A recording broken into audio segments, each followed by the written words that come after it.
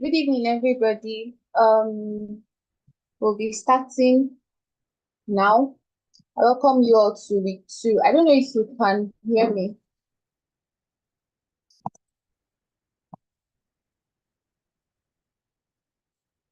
Yeah. Can you hear me? Thank you. Okay, so I welcome you all to week 2 of the VP Mentorship and Internship program. And we'll be having 3 mentors on the call today. So I'll be reading off the mentor's profile. So we're having, first of all, Mrs. Amanda Ozuaba. Mrs. Amanda Ozuaba is an entertainment lawyer, an award-winning author, an entertainment executive consultant, a public speaker, and a legal educator. She holds a law degree from Nigeria University of, from Nsukka University, and was called to bar in Pan African Music Service Company, where she oversees licensing operations within West Africa, particularly Ghana and Nigeria. Amanda has facilitated many events, conferences, and webinars targeted at educating entertainers, entrepreneurs, and creatives on the protection of their intellectual property rights works. She has more than 8 years of experience in the entertainment industry, starting as a blogger and a PR consultant for record labels before she was called to the Nigerian bar. As an entertainment business executive, she has facilitated and negotiated over 5 million involved over 5 million involving catalog sales, endorsements, deals, branding, licensing, distribution, publishing, review, recording, live events, and so on for an array of artists, record labels, and investors, as well as helping them navigate the complex legal landscape of the music business. So she has also worked on more than 45 productions exhibited in theaters, film festivals, and on international streaming platforms. She has also worked on a variety of co-production, development, and production deals with international studios such as Netflix, Sony Pictures, BBC, Westbrook, AMC, Amazon Prime, Raindrop Production, and so many others. And in 2019, Amanda launched her consultancy firm called Goldwich Consult, a boutique consulting firm that focuses on entertainment and creative business, providing a range of services related to legal and business aspects of the entertainment industry. Her diverse background and extensive experience makes her a prominent figure in the intersection of law and the entertainment industry in Nigeria and across the world. So that is all for Mrs. Ozuaba. We'll be moving to Mr. Kabir Adeyemo.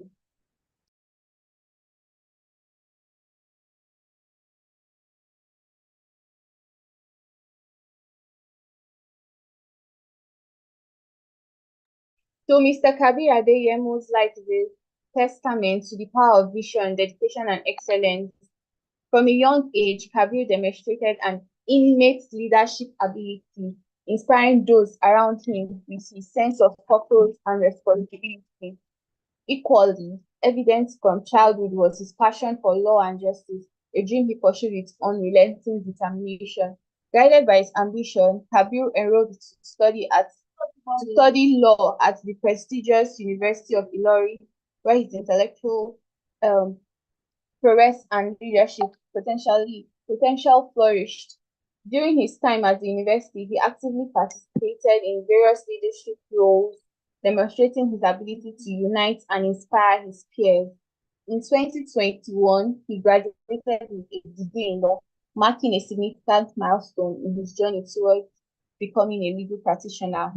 Building on his success, Kabir proceeded to the Nigerian Law School, where his commitment to excellence culminated in his graduation with first-class honors. This remarkable achievement solidified his reputation as one of the most promising legal minds of his generation.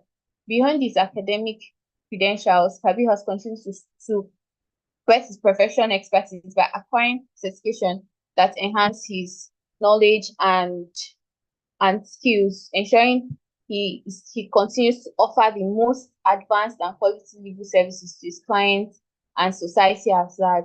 Kabir's professional career, particularly as an entertainment lawyer, has been nothing short of exemplary. He has carved a niche for himself by working with some of the most prominent figures in the legal space and entertainment industry. His work ethic focuses on protecting intellectual properties of, of creatives and ensuring that creatives retain ownership of their works while navigating fiddly legal landscapes. He has played a pivotal role in nurturing the skills of artists, advising them on contracts, negotiations, and strategic decisions that safeguard their careers. Kabir's expertise and dedication has earned him the trust of industry leaders, further cementing his reputation as a distinguished legal practitioner. Kabir Aderemo's influence extends far beyond his professional achievements. He remains deeply committed to empowering others, mentoring young lawyers, and contributing meaningfully to his community through various channels, most profoundly by leveraging his expertise and experience. Leadership is characterized by a genuine desire to uplift others and create lasting change, making a positive impact on countless lives. In addition to his legal practice, Kabir actively uses various media platforms to educate, inspire, and his ability to break down complex legal concepts, particularly on intellectual property and related issues, has earned him recognition and trust from diverse audiences. This has led to the invitation to feature on several national television programs where he shares his insights and expertise on pressing legal topics. These appearances have further amplified his voice as an advocate for intellectual empowerment, cementing his reputation as thought leader in his field. In Kabir Adeyemo, there is a blend of intellectual brilliance, professional excellence, and compassionate leadership. His journey, marked by ambition and sustained by work, stands as an inspiring example of what can be achieved through dedication and purpose. So this is the profile of Mr. Adeyemo. We'll be moving to Mr. Temitope Salami.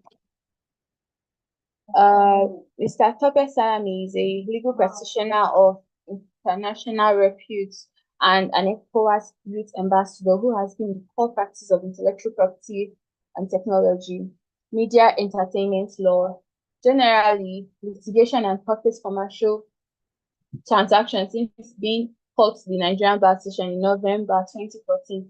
He has advised numerous individuals, clients, brands, and corporate agencies across numerous countries in different continents on different aspects of the law, brokering multi-million-dollar deals and forming relationships with top brands executives on a personal and working relationship.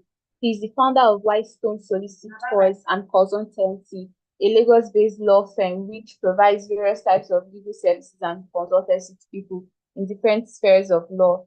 The law firm stands solidly behind various creative brands as a legal advisor, with involvement in top-notch transactions involving different local and international parties.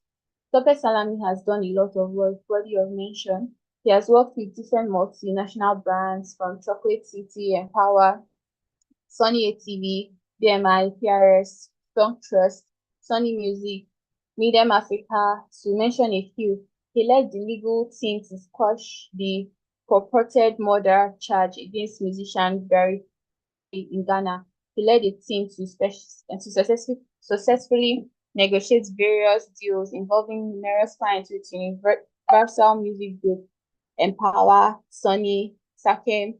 He has also been recognized by Medium, the world's largest gathering of creative and creative practitioners, and was invited to speak at the Medium conference.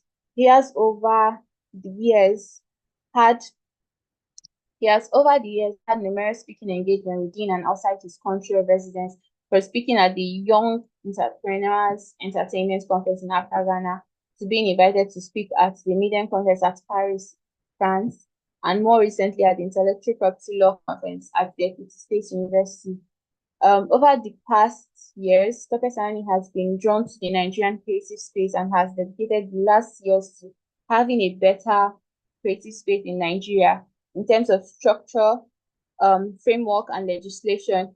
Tope is a passionate engager in the field of technology and intellectual property, and to this end has graced various stages with other top world practitioners to share his experience within and beyond Africa, thought and knowledge in his developing field, particularly in Nigeria. Further to his passion towards having a sane creative industry, he founded in Nigeria creative firm named the Creative Yard, which caters for the needs of different spaces as it um holds the firm in quotes, talent is not sufficient to build a proper creative brand. Creative Yard's sole purpose is to nurture and guide creatives for sustainable growth and development in their chosen field. He currently stands behind heavyweights in the creative space such as DJ Neptune, Blaze Beats, DYDX, etc. He recently launched the legacy practice of his law firm with legends like the band, the late Fuji originator, barrister, the late Benga Adeboye, and amongst his legacy practitioner clients. So that will be all for the three mentors we have today. We'll be moving further to hear from our mentors. Mr. Kabir is on the call. So, Mr. Kabir, can you hear me? I would love for you to go first. Can you share your slides, please?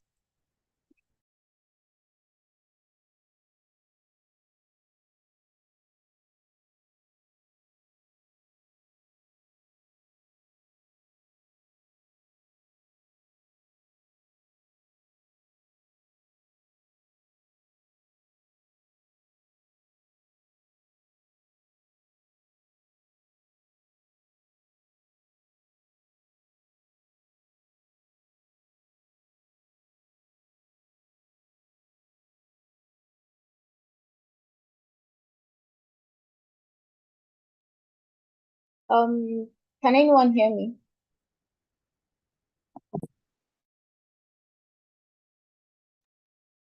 Yes, I can hear you.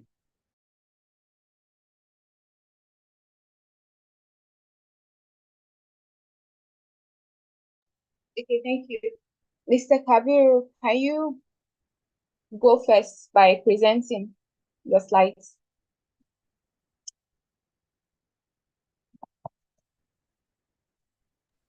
Oh, so sorry. Can you hear me? Sure, I can hear you. Oh, okay. Sorry, I'm trying to. I'm having some kind of technical issue presenting my slides. No I'm trying to problem. fix that. Sir.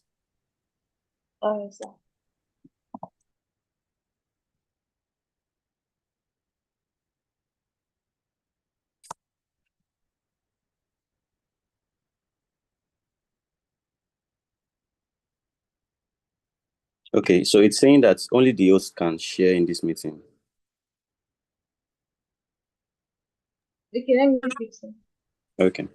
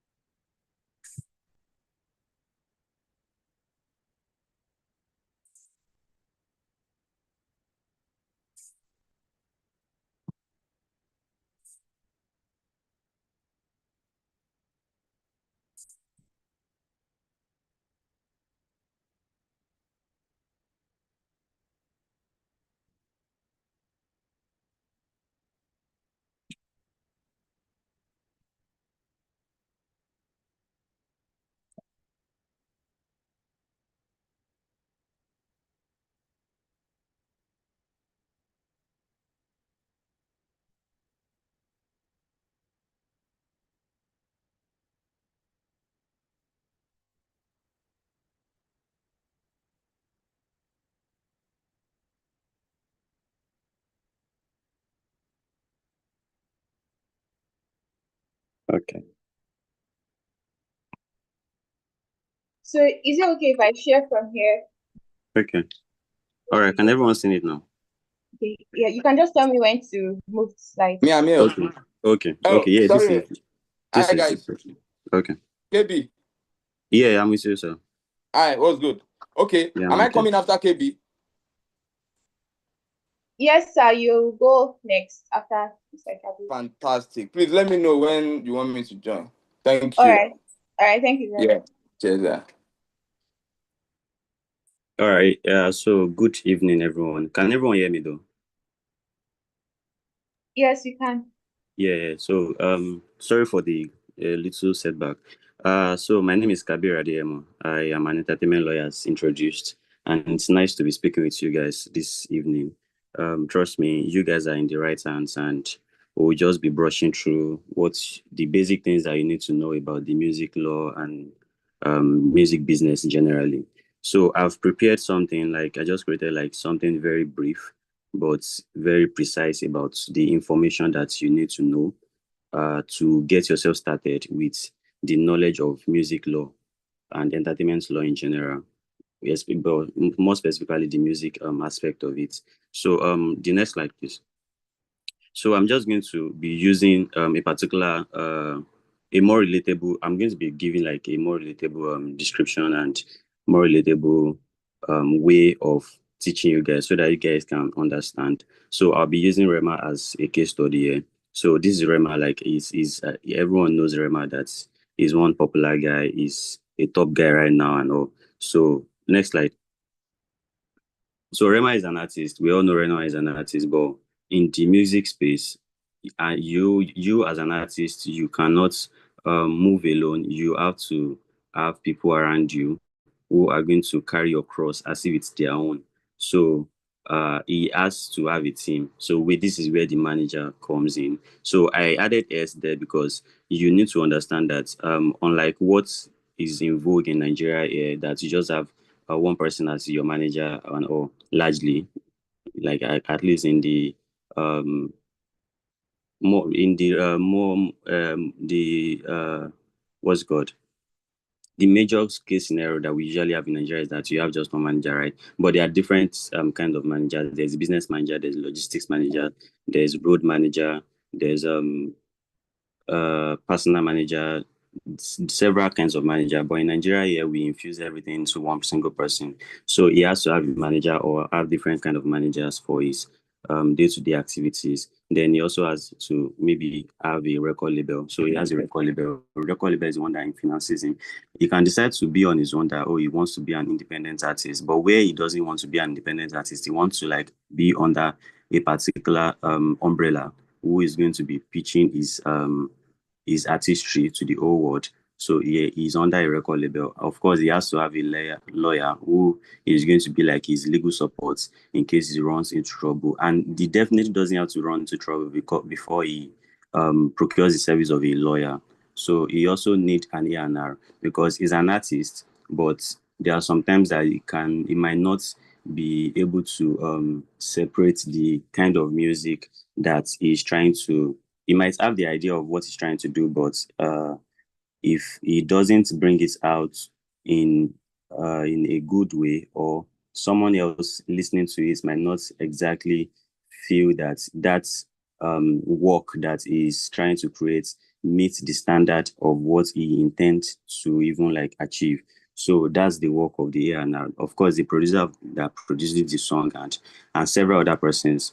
So these are the people that make up the team. These are the key persons in his life as an artist. Next slide.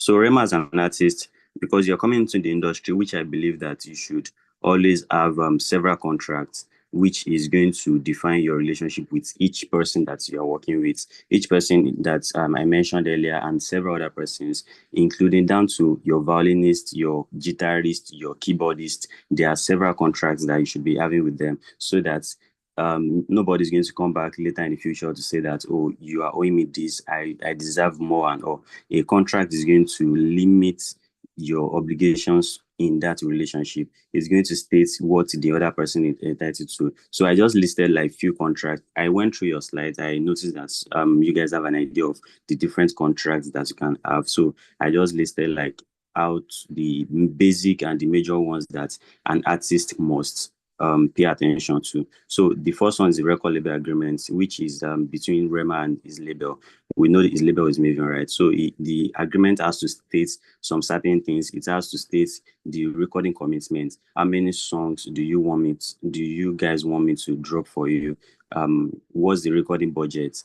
How much do you guys intend to put into all these songs that I'm going to be recording for you guys? So all these things have to be stated. Who owns the masters? That also has to be stated. So the record agreement states all the obligations of both parties. So that way, the record label does not just invest and there's no protection to their investment. And the artist is not just recording and he doesn't know who owns what he gets in terms of the royalties and all. So also the second one is the management agreement. The management agreement is just between himself and his manager or his managers.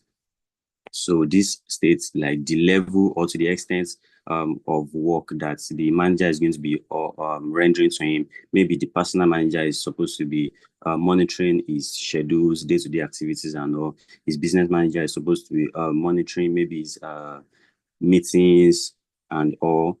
His road manager is supposed to monitor the logistics, the cars that he drives and all. So these are going to be stated in the agreement specifically here. So the distribution agreement is usually between like the distribution company and the artist or the record label. So where the artist is signed to a record label is going to be between the record label and the distribution company. But where the artist is independent, alone, is the one financing his own thing, it's going to be between the artist and the distribution company. So this also has to state how many percentage the distribution company is going to withhold before they disburse the remaining percentage to him. And the role of the distribution company is to make sure that they distribute all his songs to different platforms. So this used to be the old practice was Alaba or some other marketers that distribute physical CDs. So those persons too, they were distribution companies too. Until now that you guys have we have the likes of Empire, we have DAPA, we have several of other distribution companies who only deal with digital distributions. So all of them are categorized as distribution companies, and you have to have a distribution agreement with them. Next slide, please.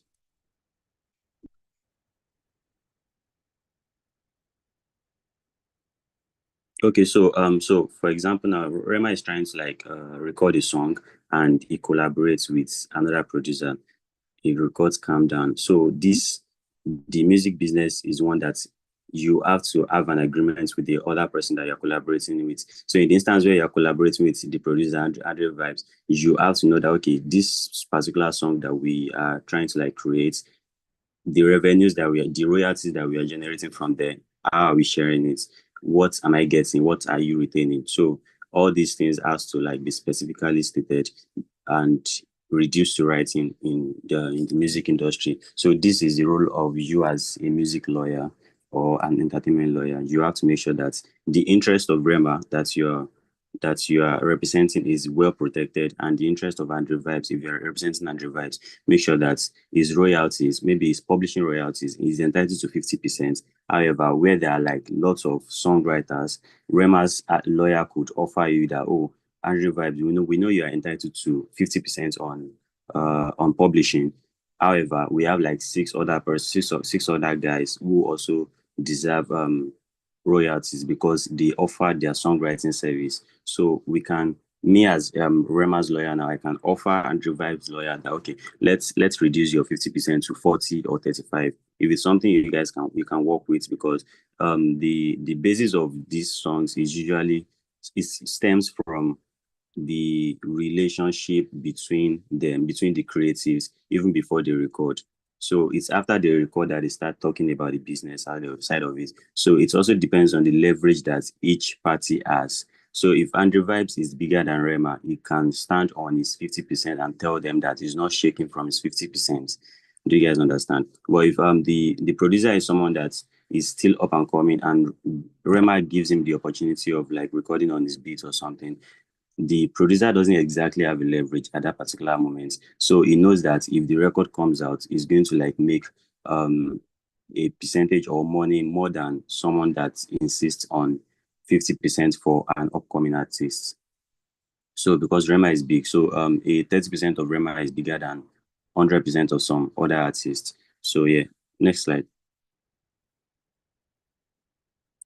So where like after they recorded they released Calm Down, where are the sources, which aspect should Rema be looking at to make his money from? We have several sources, but I needed to like just cut it down to these three, because I believe they are the major three which I can think of right now. So we have the mechanical royalties, we have the performance royalties, we have the sync licensing. So the mechanical royalties is basically like from the distribution of the song, maybe the sales of the records, either in physical copy or in digital format. So when they are selling the CD of Calm Down from Oju Elegba to anywhere they are selling it in the world, the money that they are making from it is the mechanical royalty. Or where the song is being digitally distributed on different platforms, Spotify, Apple Music, and the rest. The income that the record label or Rema is receiving is called the mechanical royalties. So the percentage is usually agreed upon up when they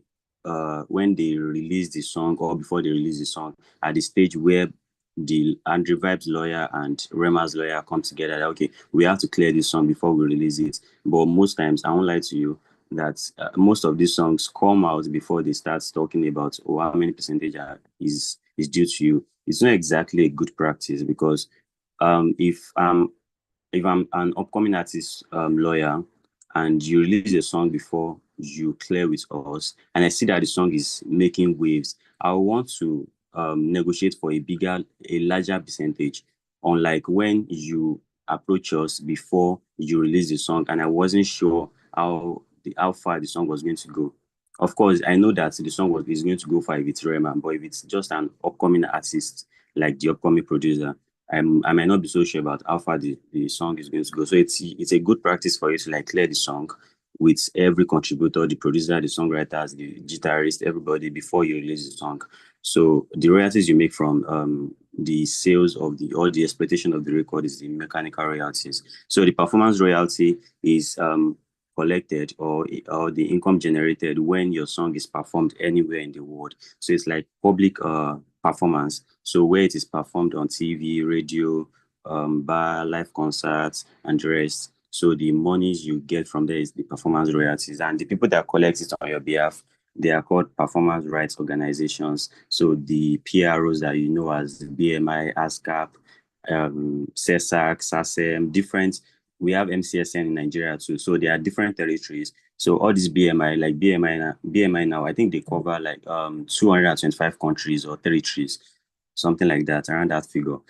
So ASCAP to us, its number of figures or the number of territories that they cover too. So it depends on who you are registered to. If you're registered to BMI, you can be rest assured that BMI is going to collect your royalties anywhere in the world under the territories that they are covering, that they are playing your song here.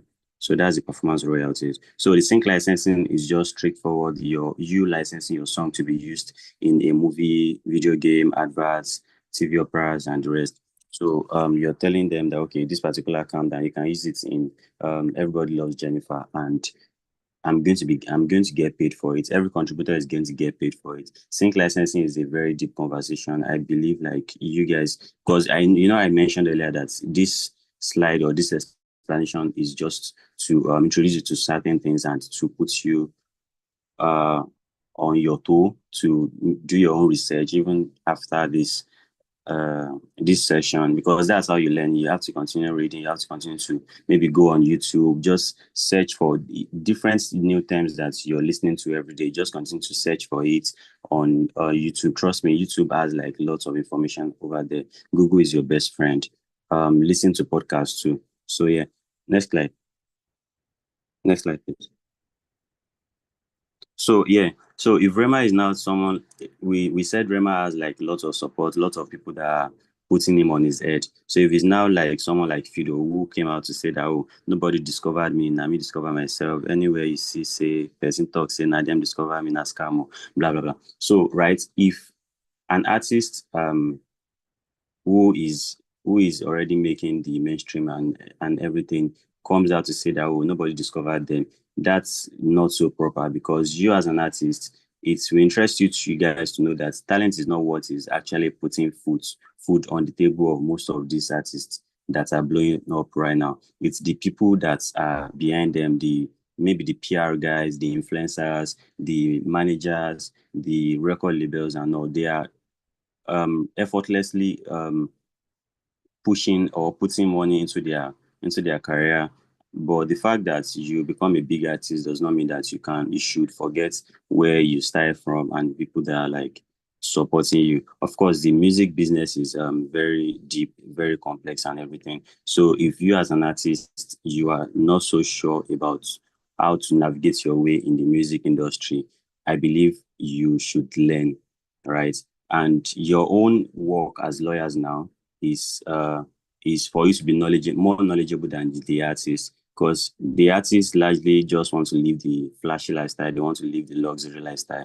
They don't want to invest in knowledge. At least many of them don't want to invest in knowledge because they don't even have the time. I can't blame them, right? So that's where you become valuable as a lawyer. So you become someone that they can always respect because they know that you are like their Google, who they can always just call up and request for your advice, and you just provide it to them. So from the time Fido mentioned this thing, like different industry professionals have come out to say, oh, like give their own take, because these guys, like these other professionals too, have been in the business for a while and they have seen like the bad side of the business and the good side of the business. So that's, of course, you know what you see and you have your own experience. Nobody can judge you. We listen, we don't judge, right? So, but these things are standard. You just don't disrespect people in the music, because music business is something that I've come to realize is built on networks and relationships. So you just have to continue to improve on it. Next slide. So why do artists like terminate their contract? So there are different reasons. Artists can come out and say that, oh, this is the reason. They can come out and say, oh, this is the reason why I'm terminating, and some will not even like give you a solid reason why they are terminating. Breach of contract, whether from the part of their manager, their record label boss, or record label company. So they can tell you that, okay, they are not doing what they stated in the contract that they're going to be doing, and this is why I'm terminating my contract. Sometimes it's financial disputes, like the case of Mercy Chinwo and EZT. They can say that, oh, they are withholding my royalties and the rest. We also have the poor management. There are different artists that have come out to say that, oh, their management or their companies are not managing them the way they want to be managed. An artist can have a very wide vision, and the company's vision is going to be very shallow. That's not a good match. So that's also a good or a reason for termination. So there are also some people that like they just have changes in their career goals. You start off as someone like Portable, and you just feel like this management that has been managing you as Portable is not what you are trying to achieve. You want to start moving like Burna Boy, right? So maybe that's another reason why you can just decide to, oh, you want to change your management, because the people that you have around you also like contribute to the kind of person that you are.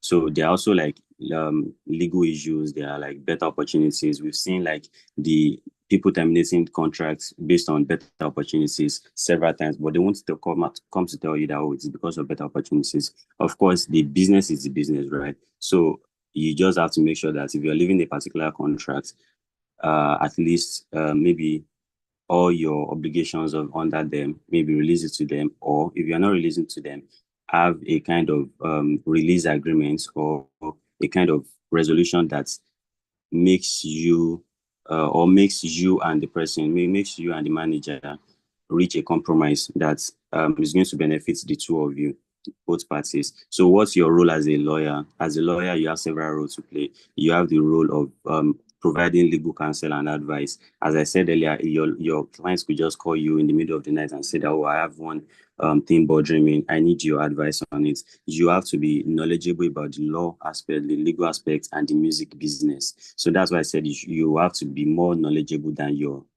clients. If your clients feels that they are more knowledgeable than you, they will change you instantly. They don't have time. Artists are not, or creatives are not so patient like that. Then the intellectual property protection. Of course, if you are representing a producer or an artist, someone sampled without proper authorization, you have to step in and use your best efforts to make sure that the intellectual property of your client is well protected. The dispute resolution too, there are sometimes that you even have two clients who work together and they are fighting. So you have to just apply your legal knowledge and your dispute resolution skills to be able to settle or mediate between the two of them. Or where it's just another party that you don't even know, you have to just make sure that you represent your client very well. Of course, like this is the primary role of an entertainment lawyer, drafting and interpretation of agreements. You have to draft like solid, airtight agreements for your clients. And you also have to make sure that you're managing risks for your clients. There are sometimes that your clients will just engage in some activities before without even telling you, right? And you'll be the one to clean up their mess. So you just have to know that you are going to be put on that table like several times, severally. So you have to look forward to it. I believe that's all for now. Thank you. Thank you very much, sir, for a very insightful section. Really do appreciate you. I don't know. Okay, so I think we'll take questions after the next presentation. Since Mr. Dr. Sam is not your own fault, and Mrs. I'm here. What up? Okay. All right, thank you very much. Welcome, sir. Okay, so sir, we'll take your inputs, or if you have a presentation, that's fine. I don't have any presentation. Okay, so we'll just have your inputs, then we'll move ahead to the next presentation. Hi guys, how you doing? Good evening, everyone. Is KB still there? Is KB still here? Yes, please. KB, what's good, bro? Are you alright? Yes, I'm here, my boss. How's it going over there? I'm not your boss. So why are you whining me? That's my guy. What did KB discuss? Did he discuss music and entertainment law? What topic? So I can know. Because Yeah, I've got two presentations here. Yeah, I largely just brushed through what they need to know about royalties, some contracts, and that's it basically. Basically, okay. Yeah. So I think based on you can come in on what you just said. You can come in on negotiation and some other aspects. No. So I think there's even a question like what practical steps or legal steps can be taken to clamp down piracy in the music industry. So I don't know if we discussed that. No, I did not. Okay, because I've got like two presentations there, I think from the two teams. I've got one on music, business, and law. That talks about financing of music and all. But okay, let's just talk about piracy for now, yeah?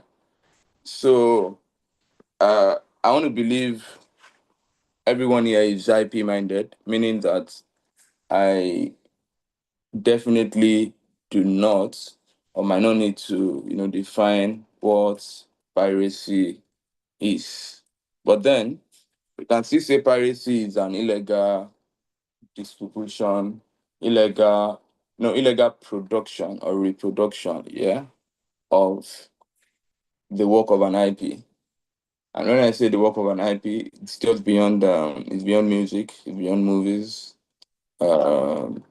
We've got books and other forms of works of authors or works of IP owners, yeah. And in Nigeria, in this part of the world, we are familiar with the traditional piracy. Some people call it analog piracy. And thanks to the introduction of technology, thanks to various platforms in the space where we find ourselves, we can now boldly say we also have digital piracy. And majorly, uh, most times, piracy is everywhere. It's not just in Africa.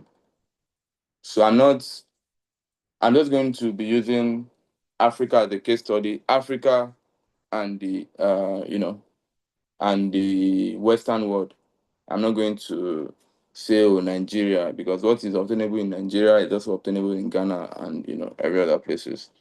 But I think for Africa, meaning that even there is piracy in the advanced world too, that one we cannot But one of the things we can, let me ask the question: do you think we can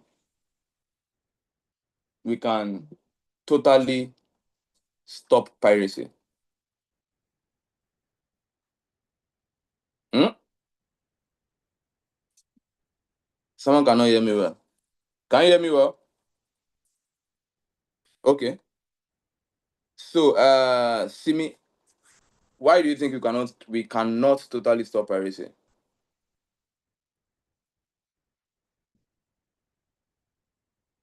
Anybody can talk. I can see answers. I can see Color Day in your lower saying no. I saw Simi also say no. Yeah. Good Sorry, can you evening. talk? Can I answer? Very well, bro. Yeah. Right. I think one of the main reasons why it might be difficult to have a total stop to piracy is because the average consumer, in a manner of speaking, you know, wants to have access to entertainment without having to bear the costs. And across social classes, this may mean different things to different people. For people who do not have access to any money or eating at all, they would much rather just wait until they can stream it from an illegal site. Or, people who cannot afford the cinema rates, or who cannot afford streaming subscriptions, or generally it's just a question of affordability and access. Because one of the main issues with entertainment is, because we're all trying to profit off our rights and everything, we have a much more defined level of access at a time. Say, for instance, now a movie comes out in the big screens and everything. It does not get onto Netflix until maybe 2, 3, 4 years later. But someone who has gone to the movie and seen it and wants to rewatch it without having to pay it can, just set up their camcorder, and then when they get it and then share to someone who doesn't have the time to go to the movies, but works somewhere and just wants to watch it in between breaks. It's really just a question of affordability and access, because if we have entertainment become much more affordable, like baseline affordable to a wider array of people across, a wider array of class, and then we have much more, more or less unlimited access, something that matches up, then perhaps we can. But until this is possible, we really can't, because schedules always conflict.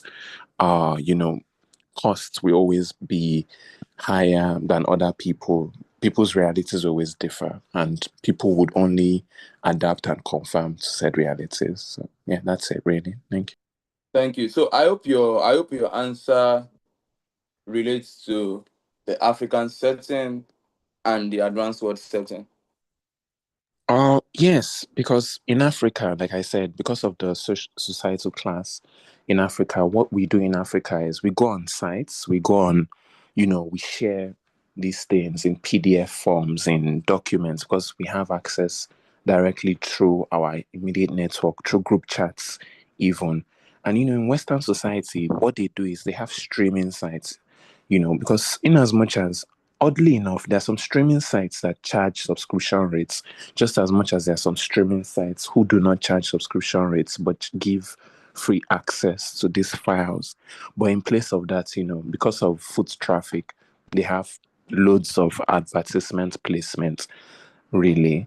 And in the Western world, so they also have this whole geographical zoning thing, such that in some parts of their places, even in Africa too, some parts of Africa will have access to that entertainment, even if you can't pay for it, but you won't have access to it because of geographical, laws, Well, thank streaming. you. Yeah. Thank you for the last 3 or 4 sentences made. Yeah.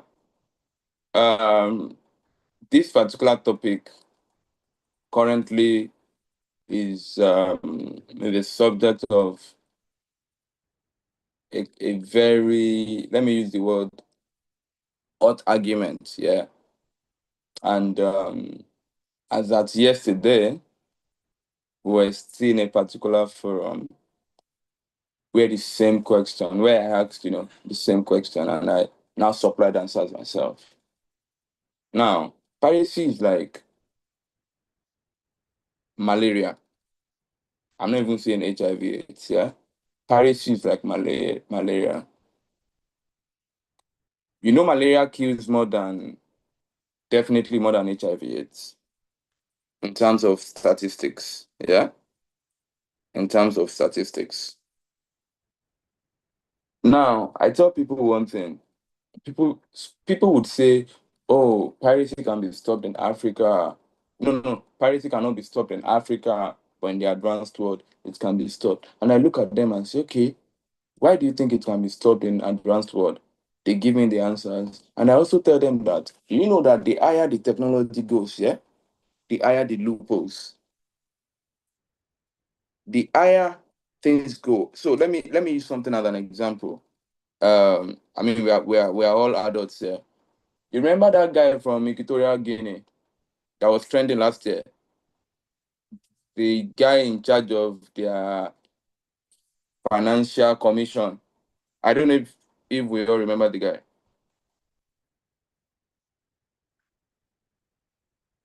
Yeah, the civil servant scandal. Thank you very much. Yeah. Now, yeah, funny enough, I am not a fan of all these things when they're on social media at all. If you don't put it on Instagram or maybe on Twitter, I won't I won't make extra effort, yeah, to it.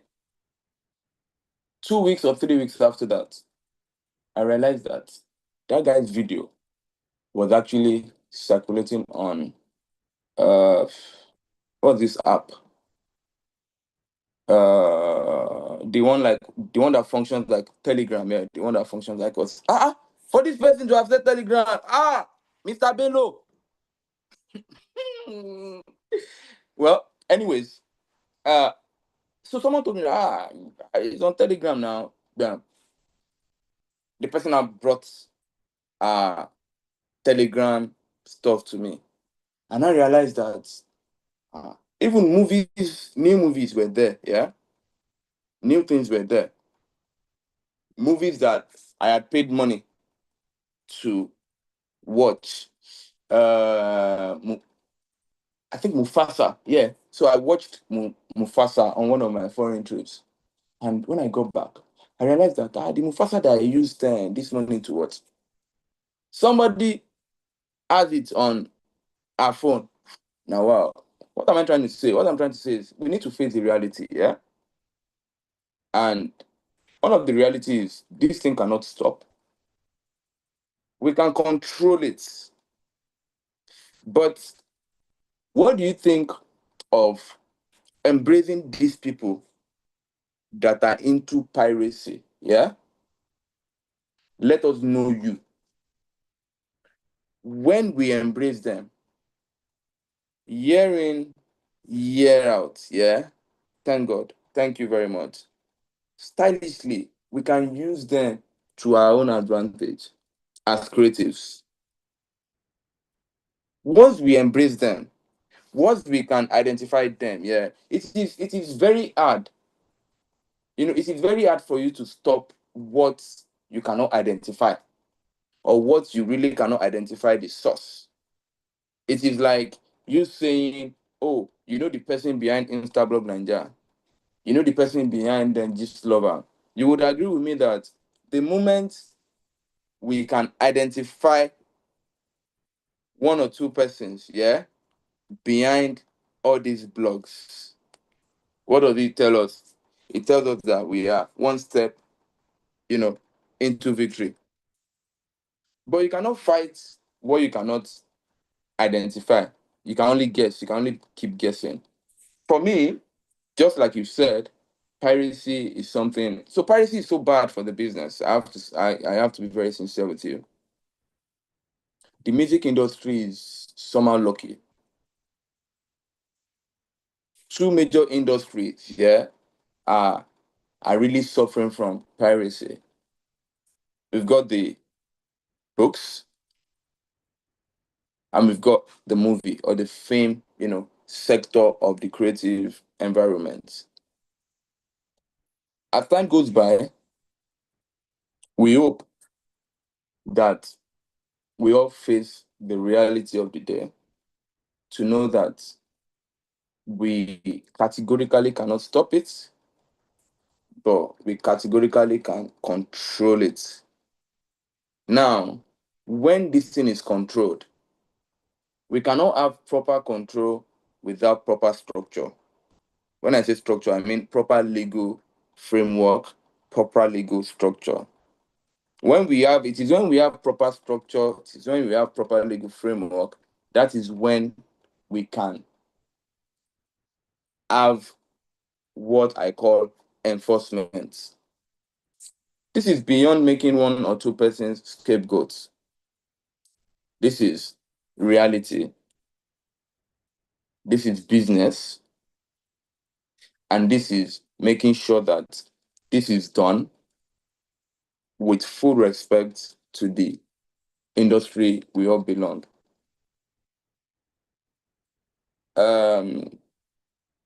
Now, for piracy generally, in clamping down these things, what do we need? We need more hands on deck.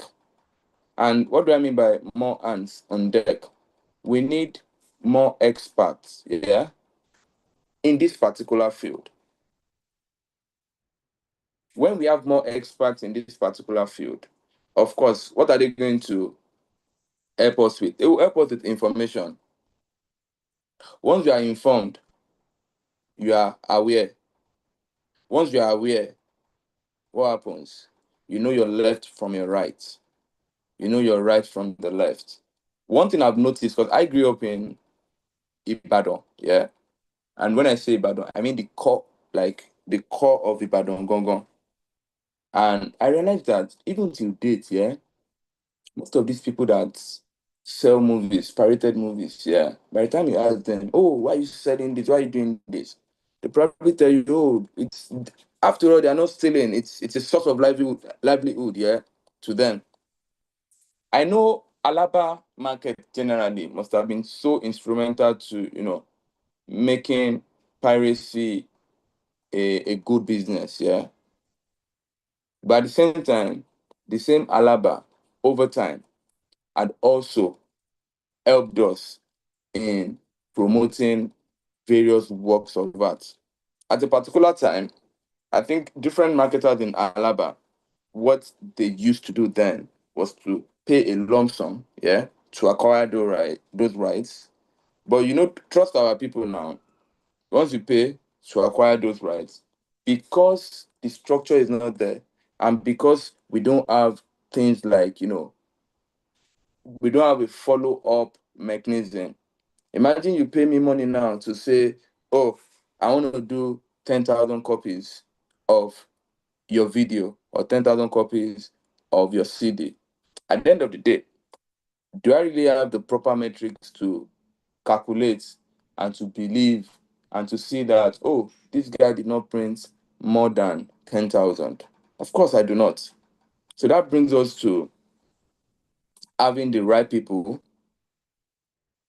in the scheme of affair, yeah?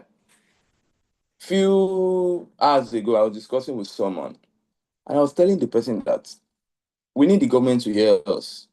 Why? The government is focusing so much on fuel. fantastic. Crude oil is good.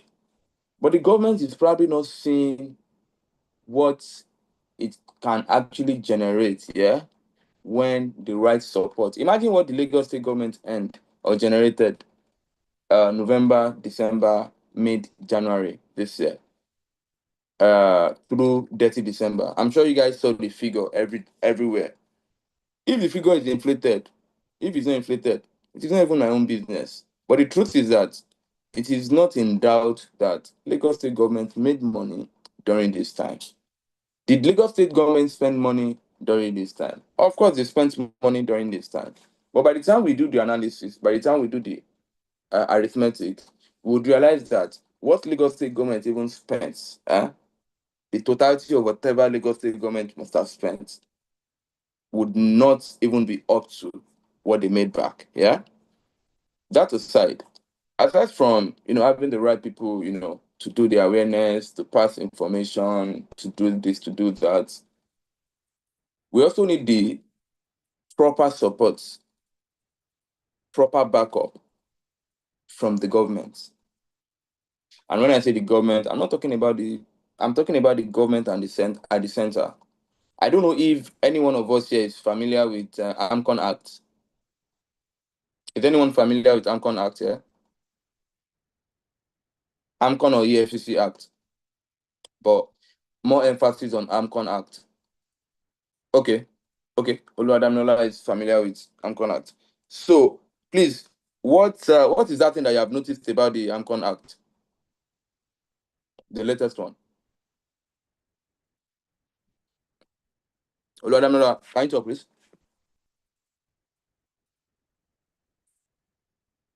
Oh, hello. Hi. Hello. Hi, bro. You said what I noticed about the AMCON Act. Yeah.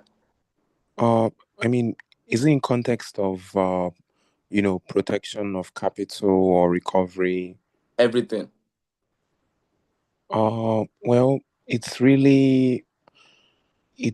focuses more on losses, on prevention of losses, and what's it called?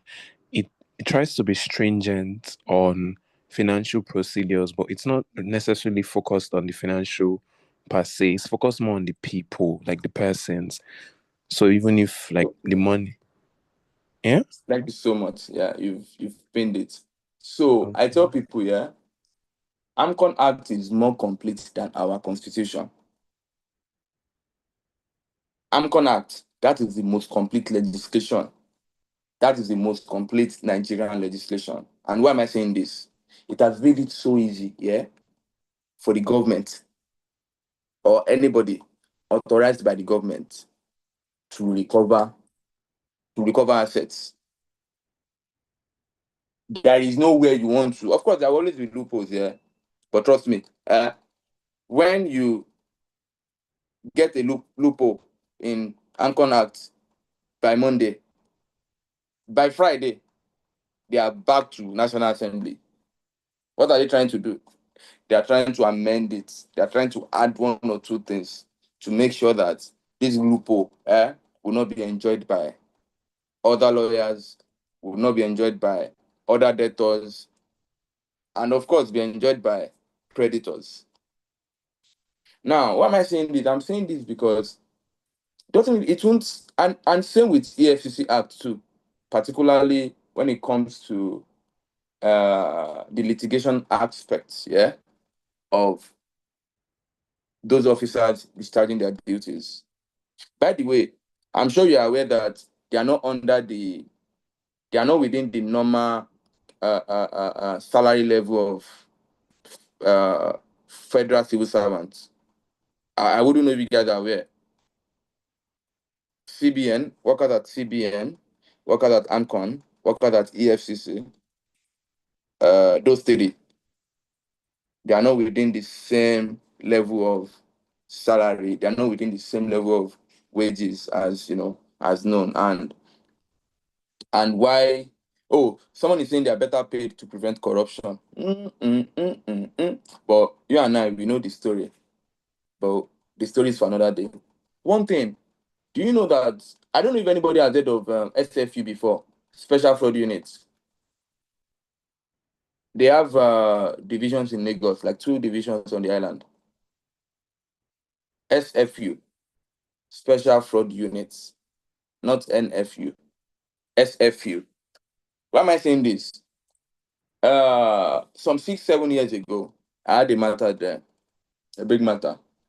And while working, I realized that even in the police system, they have a department that takes care of piracy. Like, not just one officer, like a department that takes care of piracy. And guess what? SFU is under the police system, but SFU, officers of SFU or officers at SFU, they are not ordinary policemen. They are policemen who are actually, they are specially trained. So there's an aspect of, oh, piracy, yeah, copyright infringement, yeah. And I usually ask myself one question.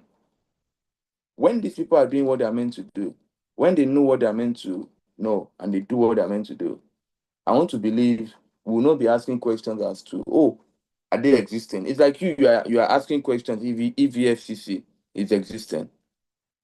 I mean, that would definitely be old, fashion thing. I believe that when we have the right people there, when we have government collaborations, yeah, these two things will give birth to other solutions. These two things, government collaboration, will give birth to better legal framework and structure, which will definitely help enforcement. Yeah.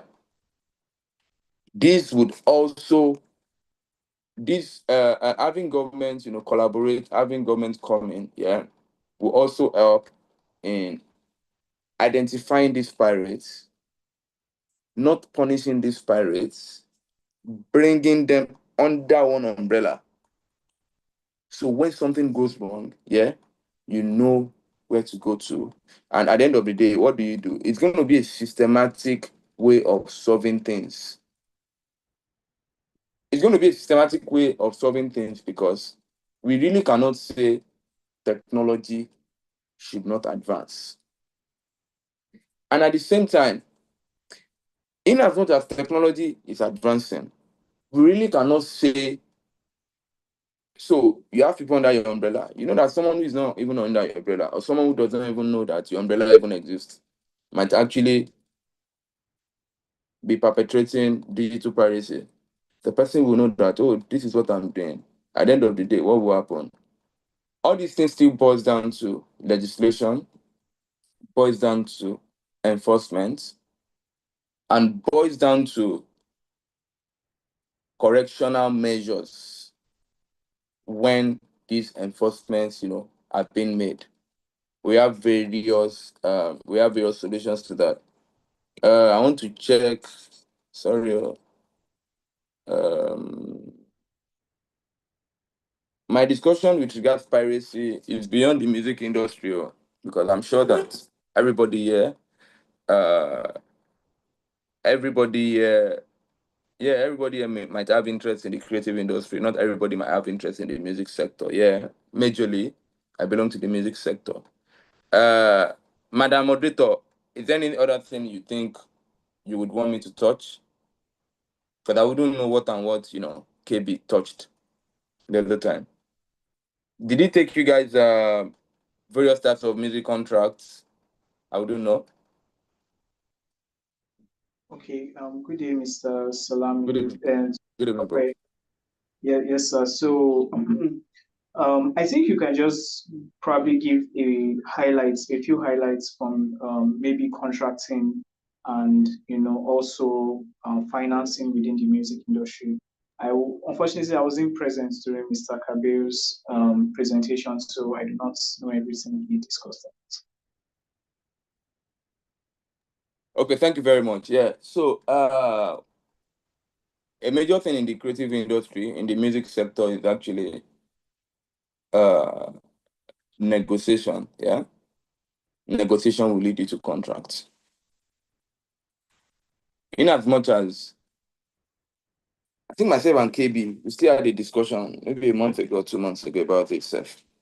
In as much as I believe whatever it is you are doing in the music industry is still at the infant level. I think medical practitioners would call it embryo stage. I still believe that the growth we've experienced in the last 5 years, naturally should have propelled us ahead, or should have propelled us faster, than the state we are. But sadly, we are still here. We have various contracts in the music sector, ranging from the normal management contracts, the artist and label contracts, the publishing, contracts. Um, which one again? The publishing contracts, the distribution contracts, licensing contracts, normal investment contracts, which in some cases can be different from, the normal artist and record label contracts, uh, sync and licensing contracts, and all. Like, we have a whole lot. In all this, something is still giving us problem in all this, and that is still the kind of structure we operate with in this part of the world. I was speaking to someone this morning from Maven, and we're talking. I was like, wait, what stops our artists, from even touring in Nigeria? Like, what stops our artists from touring in Nigeria? And something came to my mind. The thing that came to my mind, it wasn't even money. The thing that came to my mind was so many societal problems that we have in the country, ranging from security and others. We have brands that would definitely sponsor. Now, because of the structure or because of the kind of thing we operate here, our investors are going. Our investors are going. Those that are not going, they are doing business from afar. Meaning that, I mean, the music industry is experiencing something very bad. It's been experiencing this. I think the industry has been experiencing this since last quarter of last year, and till date, we still have it. What are we going to blame? I mean, we cannot blame ourselves. We can only blame the system. And while blaming the system, the question is, every one of us here, what are we doing collectively to make the system better? The third thing is, if the system is not better, there is no way we would attract the kind of investment the system is worth. Netflix has left us in the movie sector. Amazon Prime has also left stylishly in the movie sector. Sadly, some giants have also left as well. If I'm not mistaken, Universal was here before. The Universal changed to Def Jam. I'm not sure they still maintain their office, and if they still maintain their office, trust me, I know they would want to leave at any time. If not for the deal with Maven that is everywhere, I wonder what would have become of some of these companies. For me, I just feel that maybe the day we realize how important the industry is, the day we realize that the industry is not somebody's father's birthright or somebody's birthright, and we all realize that this is our own thing. You know the difference, the fight that people have been having on Afrobeats with an S and Afrobeats without an S. I mean, I just keep telling people, why are people thinking this way? Is it music? Yes. Is it African generated? Is it African sound? Yes. why are you now disturbing yourself? I mean, if you've got people here that if you have anyone that has probably traveled like once or twice in the last 6 months, or in the last 6 months, that person will probably tell you that the honey, the honey we all think we have, which is Afrobeat, has lost its value in the advanced world. And this can only happen when we don't have the proper unity. At the time, Sean Paul was everywhere with his reggae. At the time, dancehall was everywhere. If you look at all these genres, yeah, you would understand that one thing made them lose the value, and the major thing that made them lose the value was lack of unity. Meaning that, oh, one person is doing something, the person probably wants to lay claim to everything. The day we probably see some of these things as our own thing, I believe the sector will be better. I believe the industry will be better. And I believe that we would have more investments, coming in terms of national and international aid. And at the same time, we would have more happenings, yeah? We would have more things happening on the African soil or in the Nigerian soil. I think I'll round off. If there are questions, please ask me before I move to my next class. If there are questions, all ask me. right. Thank you so much, Mr. Uh, Tope. Do we have any questions? We're supposed to take presentations, but we will just take quick questions from Mr. Tope so that we can move on with the rest of the class. So please, do we have questions from Mr. Tope? Okay, Oluwadamilola, please, you can go ahead and unmute and ask your question. Hello, good evening. Thank you for your contribution. In terms of monetization and pay, I do see quite a lot about percentages for everyone who's involved in the art and everything. As lawyers, do we charge the same standard 10% per agreement, or do we have to budge a bit on the percentage? Because if already there's so much percentage going on and going around to everyone else, where do you put your charges? Is it like a fixed charge?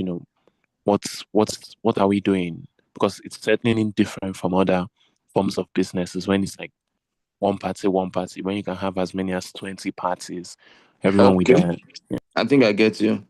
Yeah. So someone asked the question, what is music clearance? So music clearance is simple. Music clearance is I want to break it down. It's a system that allows every contributor in the composition of that music, yeah, to have their individual share. Agree on that on those individual share, particularly on publishing and of course on the mechanical royalties, and sign. Notes, sign is very important. Yes, in the event that the artist is busy or the team is busy and oh man, we've got so many things to sign, make sure you have email confirmation. So music clearance, you have to clear the song. Oh, you've done a song with and you featured maybe one artist, one producer. You need to clear the song with the producer. It's more or less like, okay, what are the terms? It's like, we want to bring out this song though. This is what we are paying you. This is what you are receiving in terms of publishing. This is what you are receiving in terms of mechanical rights or mechanical royalties, which people still call digital royalties. Yeah, you negotiate. Once both parties agree, you draft your either production agreement or feature agreement. You support it with your split sheet. Everybody's fine. Everybody signs. Shikena. If there is any contrary definition, I won't mind too, because I want to learn. Then, with regards the other question asked, if KB should answer this question, but let me just say, let me say my own. Can you hear me? Yes, sir, we can hear So, you. yeah, let me just say my own. Yeah. So, as a lawyer, I think each transaction would determine the way you face it. One thing is make sure you get paid. The arrangement between you and your client will determine how the arrangement will govern your payments. It no concern you say so many people they collect here. It no concern you. They no go law school. No be them saying you go law school. You are the X factor. So whatever percentage you and your client agrees on, and if you feel that the reality of it, let me just come out straight. The reality of it is that because this thing is just developing, yeah, we cannot compare the way we work. We cannot compare it to the way lawyers in the UK work. We cannot compare it to the way lawyers in the US work. So because it is something that we are just trying to develop, percentage might not be the order of the day when you start. Yeah, some of us have gotten to the level of percentages now, but it might really not be the order of the day when you start. It might just be you trying to make sure that, and this is reality, it might just be you trying to make sure that, oh, this particular creative even, you know, gets very comfortable with you. Don't get me wrong, I'm not saying you should not be paid. So instead of having the conversation of percentage, you guys might just have the conversation of retainer. Sometimes, if retainer isn't working, you guys can have the conversation of one-off, meaning that, oh, when you have a job, come to me, I charge you, you pay my money, I do your job. We move. With time, and this is reality check. With time, yeah, you will get to that level. Of course, you would also pray that your talent to succeeds now, yeah. Remember that now talent will succeed, go feed the pay percentage. Talent will not get money, which kind of percentage you won't pay.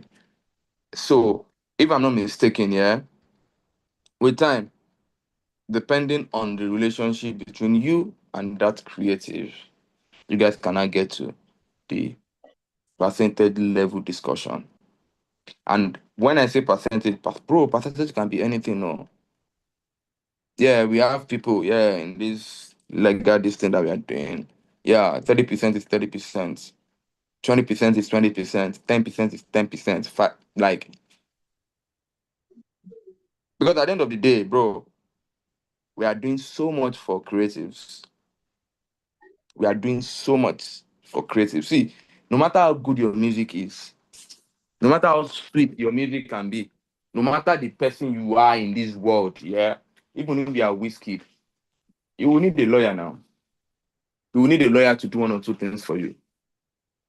And if you are saying, oh, you don't want, the thing I tell people is, oh, why do I need to hire a lawyer? You need to hire a lawyer so you won't pay more than what you are even meant to pay. Because at the end of the day, when you don't hire a lawyer, when you're meant to hire a lawyer, and something goes wrong, and the other party hires a lawyer, what happens? You are now under compulsion to do what, to hire a lawyer. At that particular point in time, bro, you've already lost the bargaining power. Because at that particular point in time, everywhere is hot. You need a lawyer, sharp, sharp. So, I mean, that's it. Different formula for different people. But I tell lawyers who are upcoming, I'm also upcoming, I'm also a very small boy. I tell lawyers that you need to understand the business. It is beyond you being a lawyer, trust me. You must understand the business. If you don't understand that business, yeah, if you don't understand that business, you might just be wearing suit every time, tie every time, and you just be sweating, walking left and right, you'll be sweating. It's never easy when coming up. That one, I can give that advice for free. It's never easy when coming up. Even when coming up, yeah, when coming up, you as an upcoming entertainment lawyer, you would have to work on your self-esteem. That thing, it drives people crazy. You might have to work on it because our creatives they are funny beings. The creative that probably called you yesterday to pray for you. The Lord, God bless you. I love you, my brother. This one. The creative that might probably call in the morning, oh, bro, in the afternoon, that creative will call you. And the creative will para in for you. What do? Are you going to answer the creative back? So you have two mad people on a conversation, or you are lying finish. You will now give in back to back. I mean, we are in a very hostile industry where the older generation, I say it and I'll say it anyway, where the older generation of lawyers do not like us. They don't like us because they believe that, some believe that, all these small boys, you just come and collect brief from my law firm, blah, blah, blah. But bro, this thing is knowledge now. See, even if everybody in your generation are senior advocate of Nigeria, if you don't know this thing in this creative industry, if you don't know that business, if you don't know anything, bro, you are gone. Sorry, I think I have to join another class. Thank you so much, guys.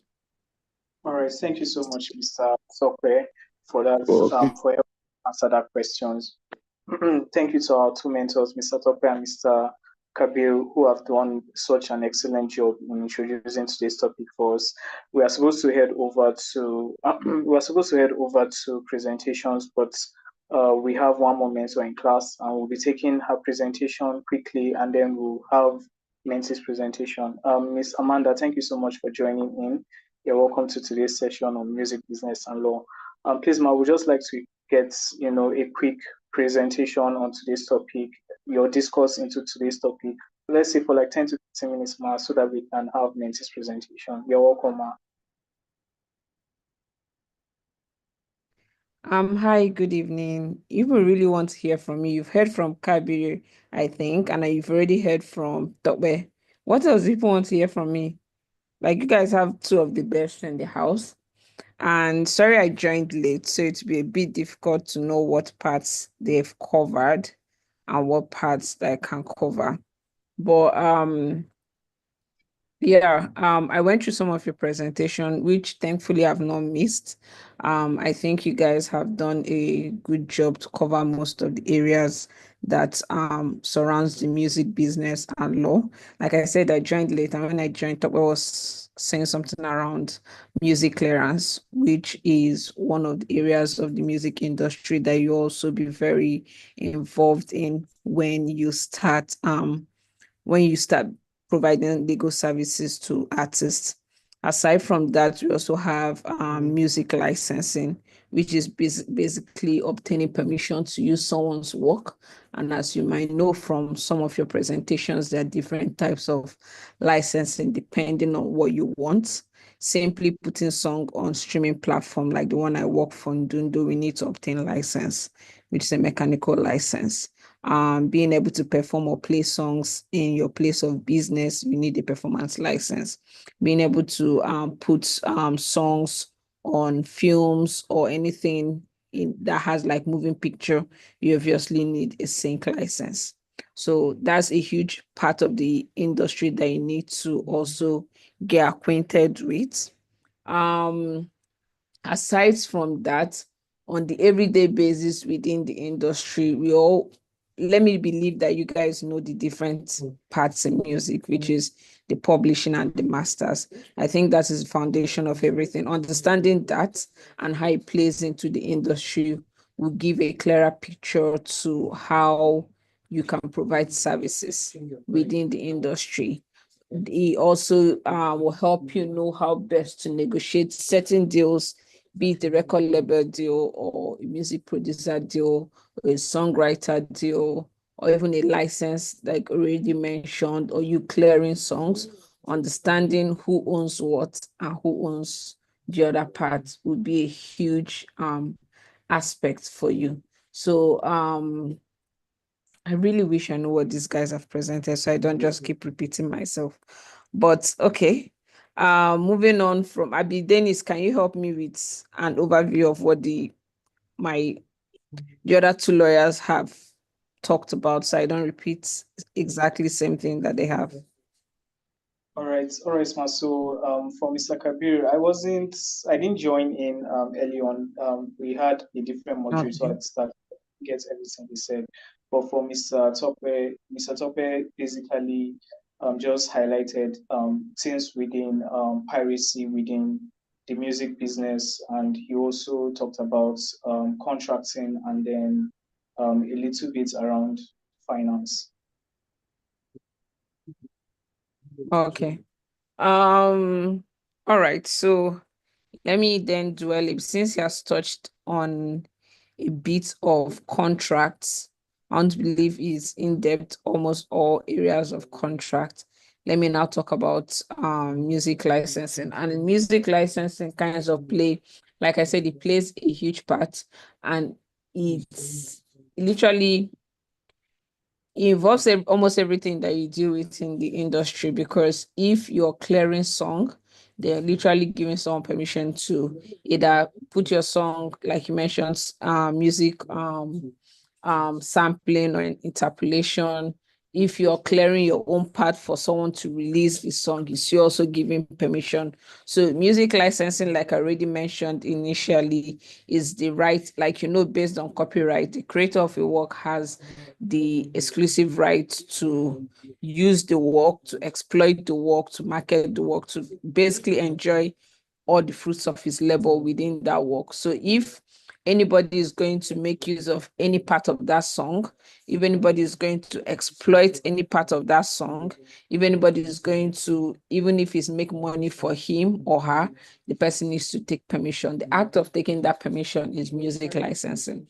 So for example, when it comes to each of the types of music licensing has slightly different procedures to doing things. For example, if you're trying to obtain a mechanical license, basically all you need is the masters. You really don't need to go and start checking who owns the publishing, who owns this, who owns that. All you need to do is speak to either the record label or the artist. They sign a mechanical license agreement. Sometimes it's even the distributor that you deal with directly, and the agreement that you get is like the mechanical agreement or mechanical license agreement is basically giving permission to either place the song on the streaming platform or the yata yata to what their benefit is going to be. If it's like a DSP, they already have like their stipulated percentage. This is how many percent is going to be. This is the use, this is the duration, this is the territorial capacity, whether it's worldwide or African based, because we have certain, so when it comes to mechanical license and giving rights to DSPs, we have certain artists that already have deals with maybe international companies. So distributors that are working with in Nigeria, for example, can only give you mechanical license to place the song and make it available to African audience. Things like that are tiny bits of things that concern mechanical. But when you're dealing with a sync license deal, that's a license agreement that you need to obtain whenever you want to put the song on film, series, animation, adverts, anything at all that is like a moving motion picture together with that song. You're not just clearing, or you're not just obtaining license from the master holders or the masters administrators. You need to clear both sides, both the masters and the publishing. And that kind of agreement, when that type of license, when you get to the point of using it, it becomes a bit technical, because for a sync deal now you need to figure out, are you using both sides? Are you using both the publishing and the masters? Let me give you a practical example. If you guys have watched Blood Sisters, there was a scene in the first episode where I think was the wedding, Nidima's wedding, and the band there was playing Chike's song. Now, when it got to the point of us clearing that particular song, we didn't need to clear Chike's song for both masters and the publishing. All we cleared is the publishing, because all we had business using is just the composition, the lyrics and the beats. We are not playing or We are not integrating the actual masters or the actual song. Someone else is playing the song. So in that situation, you're getting just a sync license. But in other parts of the songs where we used, or other parts of movies where we used other songs, including Flavor's song that was used in the core of the film or that was used within the film, you obtain a full master use and sync license. So like I said initially, which led me to all of this, that when you're dealing with license agreements, some of them are not as easy as mechanical. Some of them need you to understand that background of music has two parts, masters and publishing, and how you clear it. So for a sync license, like I was saying, is a bit deeper. You need to go and look for who owns the publishing. Sometimes in some situations, if you're lucky to deal with the likes of Maven, companies that handle both their publishing in-house, that are not signed to maybe Sony Music Publishing, or you're not dealing with independent artists or like a band or really old guys. If you're dealing with certain people, either the company that you're obtaining or clearing the masters from can clear both sides for you, or they can lead you or they can link you to the publishers that can clear the other side. And same thing appears, or the same, because of the both sides, that also plays into the license fee you're paying. Whatever license fee you're paying, if you're paying 10 million for a sync deal now for one particular song, 5 million is for masters, 5 million is for publishing, or 6 million is for masters, 4 million is for publishing. The main thing, that amount has to be shared for both sides. So like I mentioned initially, different types of licensing demands different types of your understanding of the music industry. When you're trying to clear or get a performance license, it's a bit more straightforward. Most times you're dealing with CMOs. Most times you're dealing with broadcasting commission, so you're just getting a blanket license and you just get it. Nobody really, you're not breaking your head as to who owns the publishing and who owns the masters. Now, with each of the licenses that are obtained, that's where the royalties come into play. Royalties are now the compensation, or the basically, yes, the compensation and the fee that is paid to whoever the right holders are, or the artist or the songwriter or the producer, for the use of their song. So royalty is the compensation for the licenses that you've already obtained. The three licenses I mentioned are the three most popular ones that you're going to deal with. Not that there are no more, because by the time you research, I think through your slides, one of the groups mentioned print license or something like that for sheet music. I get that. By the time you're researching, you're going to find more. But in practice, or in the industry, these are the three that you're going to deal with more frequently: mechanical, sync, and performance. Performance might not even be that much, but let's just make mechanical and sync. That's more like everyday dealings. So yeah, hopefully by the time we get through your slides, I can answer any more specific questions that you might have. I think also, yeah, by the time we get into the question, so that's basically the background or the introduction into music licensing. Hopefully I didn't confuse you guys with the information I dropped, and yeah, look forward to your presentation and the question and answer part. Thank you. All right, thank you so much, Miss Amanda. So please, we'll be heading over now to the mentees. If you can kindly start your presentation. We want to take Group 1 and Group 2's presentation as quick as possible so that we do not waste any time. We've already gone a little bit past our time. So Group 1, if you're with us, kindly share your slides and let's start the presentation. You have 7 minutes for your presentation. Group 2, please be on standby for your presentation also. Then we get feedbacks from our mentors and then take questions and call it a day. So do we have the group 1 presenter? Are you with us?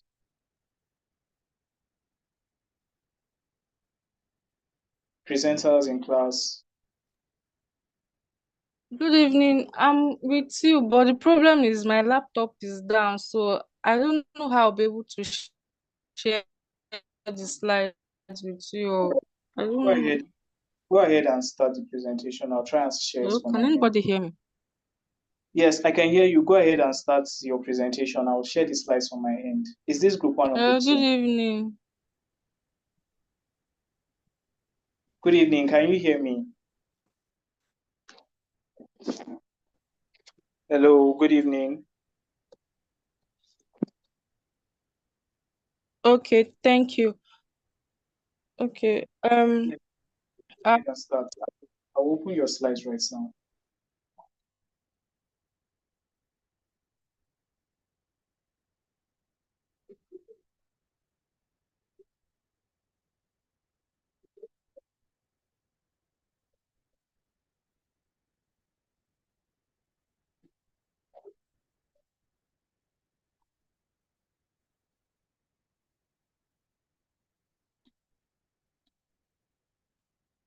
Blessing, are you with us?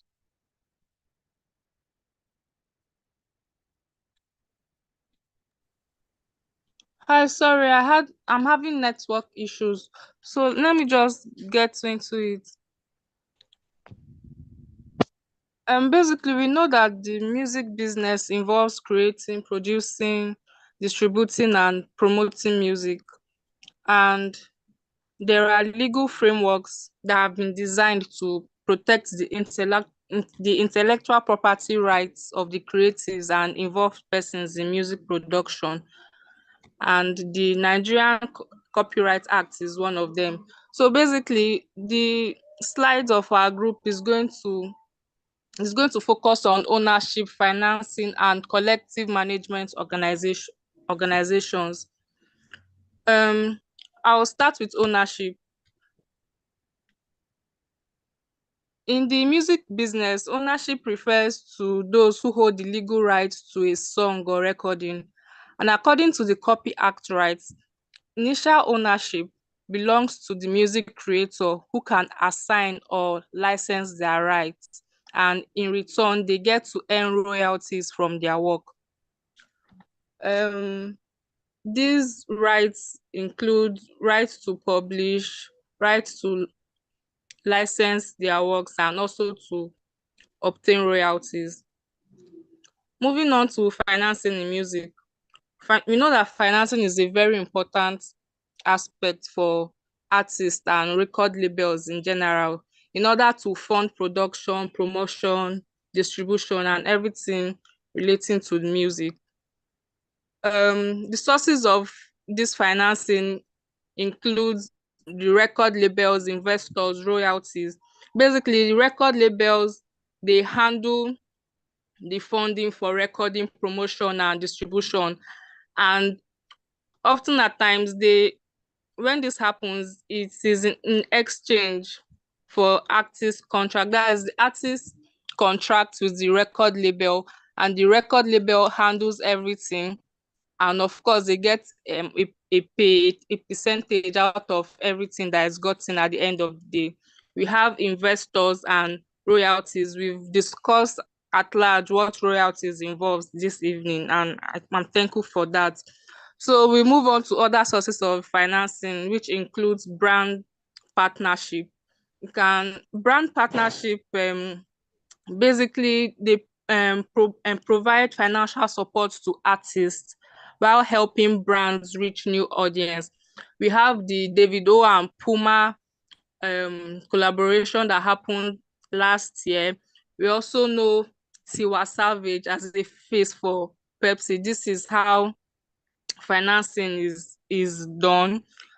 We also have live performances, merchandise sales. Although merchandise sales is not quite popular here, but in the international markets, it's very much seen. We have streaming and digital revenue, crowdfunding, also not popular here, but it happens, especially with upcoming artists. And this can be done through social media campaigns or through GoFundMe accounts. We have music grants and sponsorships. Basically, grants involves financial aids given to musicians or these artists without having to pay back. So there is basically, will I say, scholarships in a way, but they don't have to pay back. While sponsorships, This is when brands or companies fund an artist for maybe a music event, and in exchange, they get promotion and visibility. Although brand partnership and sponsorship might sound alike, but they are actually different. Usually, brand partnership is long-term, and both the musician, the creative, and the brand, they get to work together in the creative ideas on how to go about the campaign and all whatnot. While sponsorship is usually short term, and the these financial deals is just the artist that takes over the creative process. The sponsorship, the brands just put out their money in there. Then moving on to collective management organizations, they basically manage rights for multiple music creators, license the use of their work, and ensure there is fair royalty distribution when their works are performed publicly, um, when their works are broadcasted or reproduced. So according to the Nigerian Copyright Act of 2022, a collective management organization must represent at least 50 copyright owners in any area of work, unless it receives special approval from the Nigerian Copyright Commission, that's the NCC. This is to make sure that the CMOs actually represent a large group of creators and not just a few individuals. It's also to prevent monopoly by ensuring fair representation in royalty collection and distribution, and to protect artists and ensure transparency. We have different organizations. We have the Musical Copyright Society of Nigeria, and so on. So moving on to the benefits of these organizations, they make sure that the process of licensing is easy. They protect the rights of music creators and owners and help increase revenue, as well as aid in royalty collection. But with these benefits, there are challenges that we are facing in Nigeria, which includes ineffective royalty collection, lack of transparency, inadequate data management, piracy, as we've spoken about this evening, and copyright infringement. But despite these challenges, the collective management organizations play a key role to music creators and right holders in order to ensure they receive compensation for their work. And I believe with better enforcement of copyright laws, improved transparency, and the adoption of technology to manage data better, CMOs in Nigeria can become more efficient and beneficial to all stakeholders in the music industry. Thank you. All right, thank you so much, Blessing, for that presentation on behalf of your group. Well done to you and your team members for putting it together. It was, at least you did your possible best to be on time and keep to time. So thank you so much. So can we have group 2 presentation? Please, can we do that quickly so that we can quickly have feedbacks and take questions? The group presenter for group 2, if you are here with us, kindly share your slides and let's start your presentation. If you're unable to share your slides, I can do that, but kindly introduce yourself so that we can move on.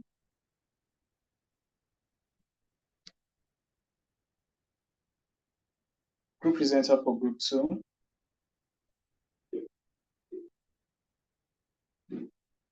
Do we have members of group 2 on call?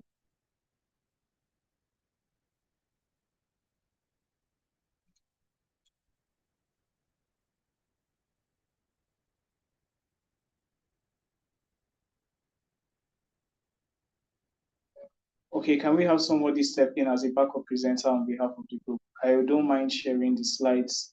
So please, can we kindly rush or hurry so that at least we'll try to beat time.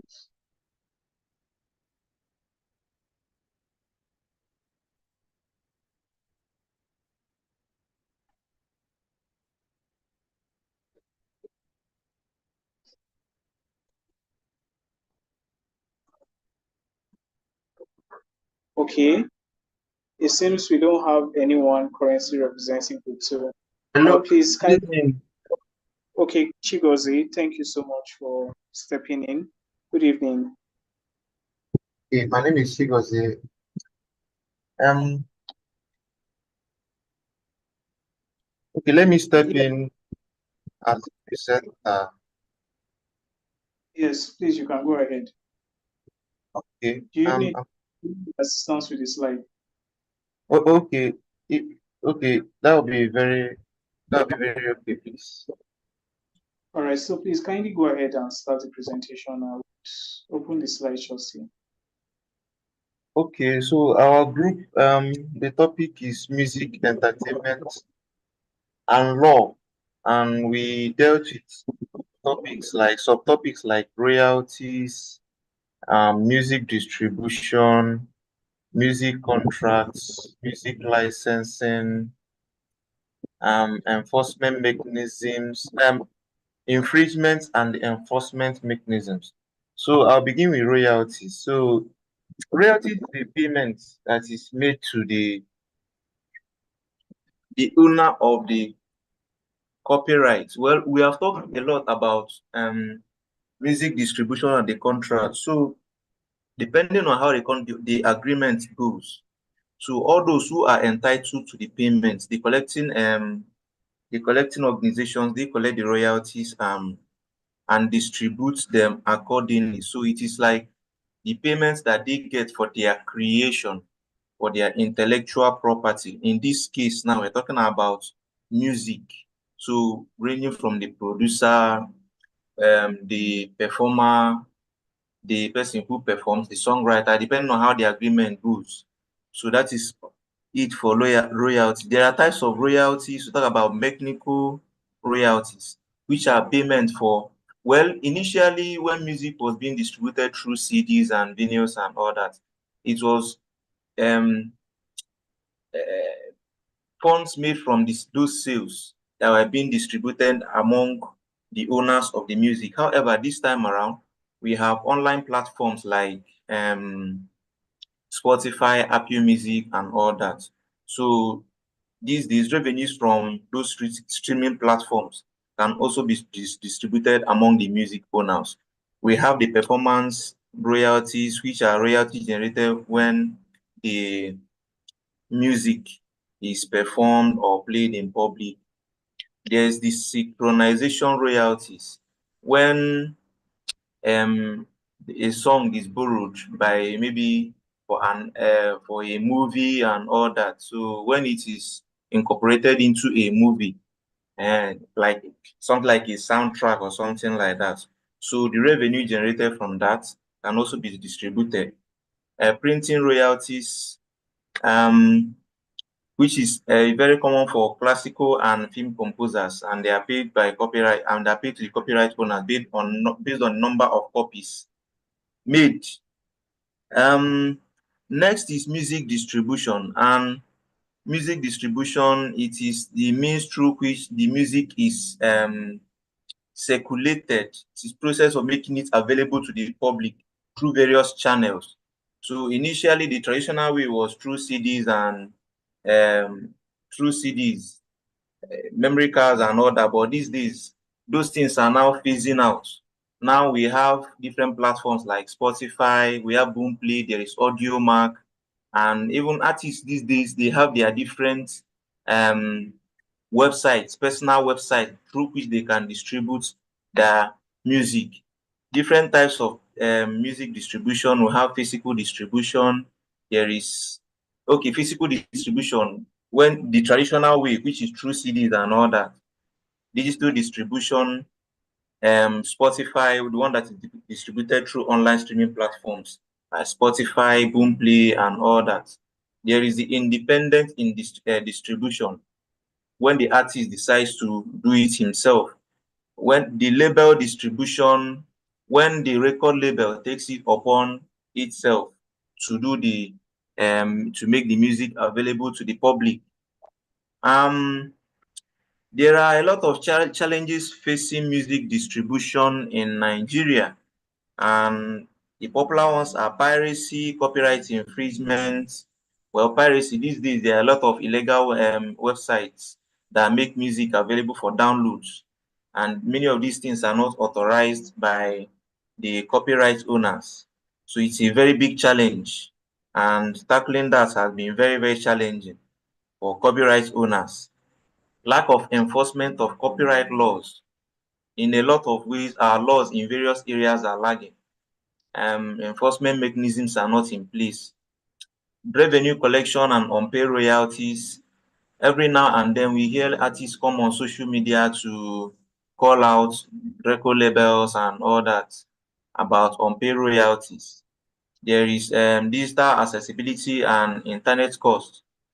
Just recently, even our data subscriptions, that's a realistic issue we are facing now.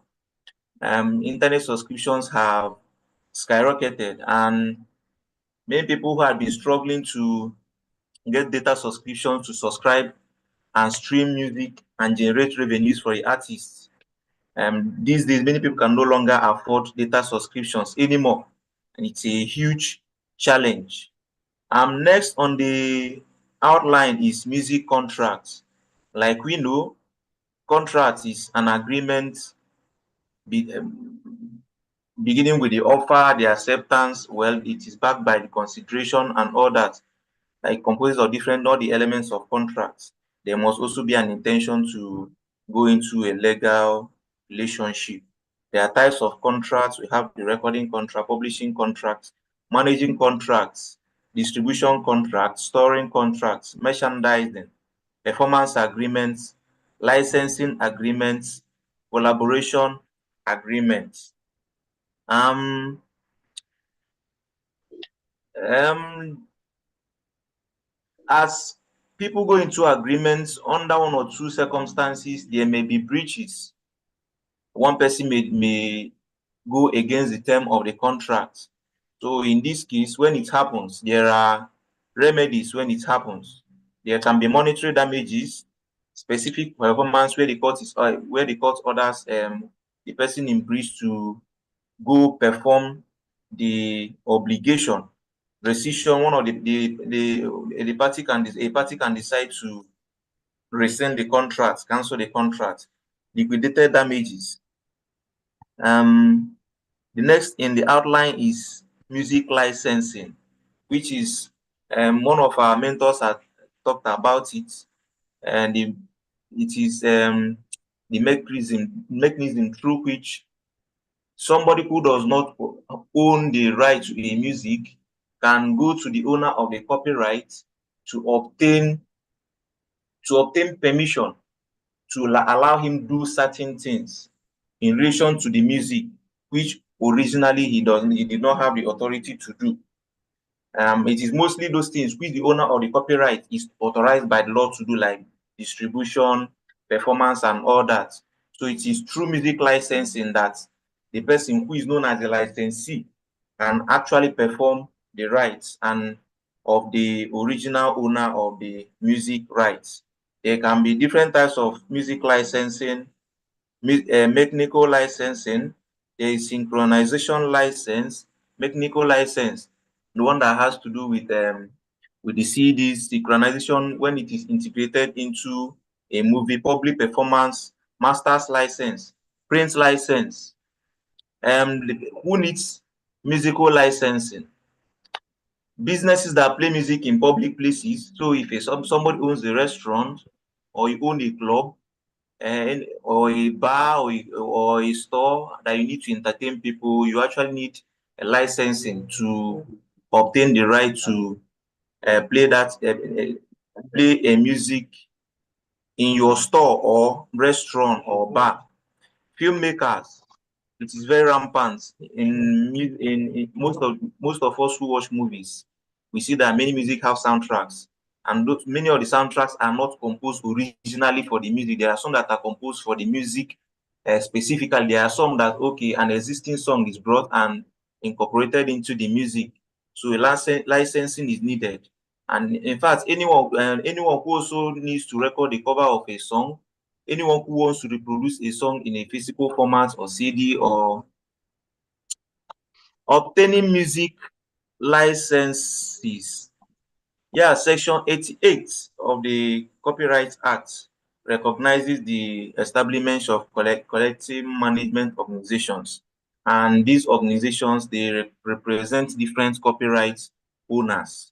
Um, they act like a middleman between licensees and the copyright owners to help collect royalties and pay to the copyright owners.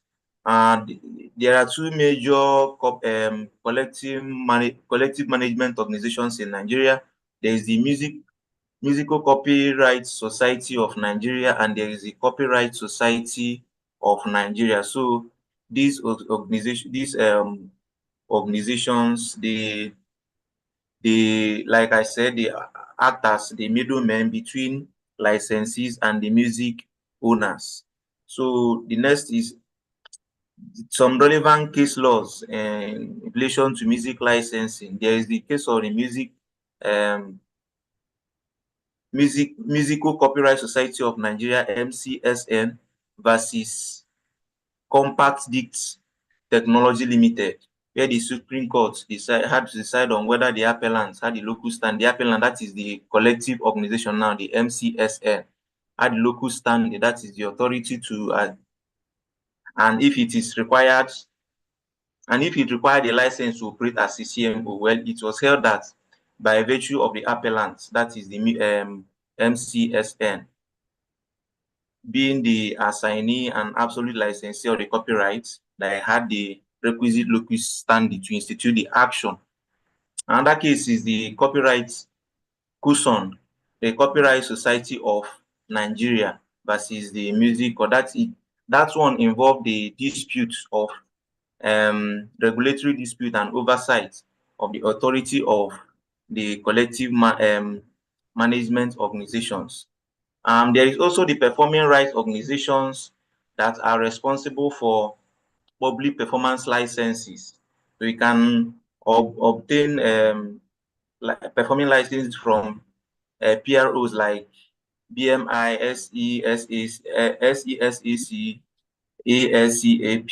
You can also go directly to the record label or to the artist to obtain the right to perform.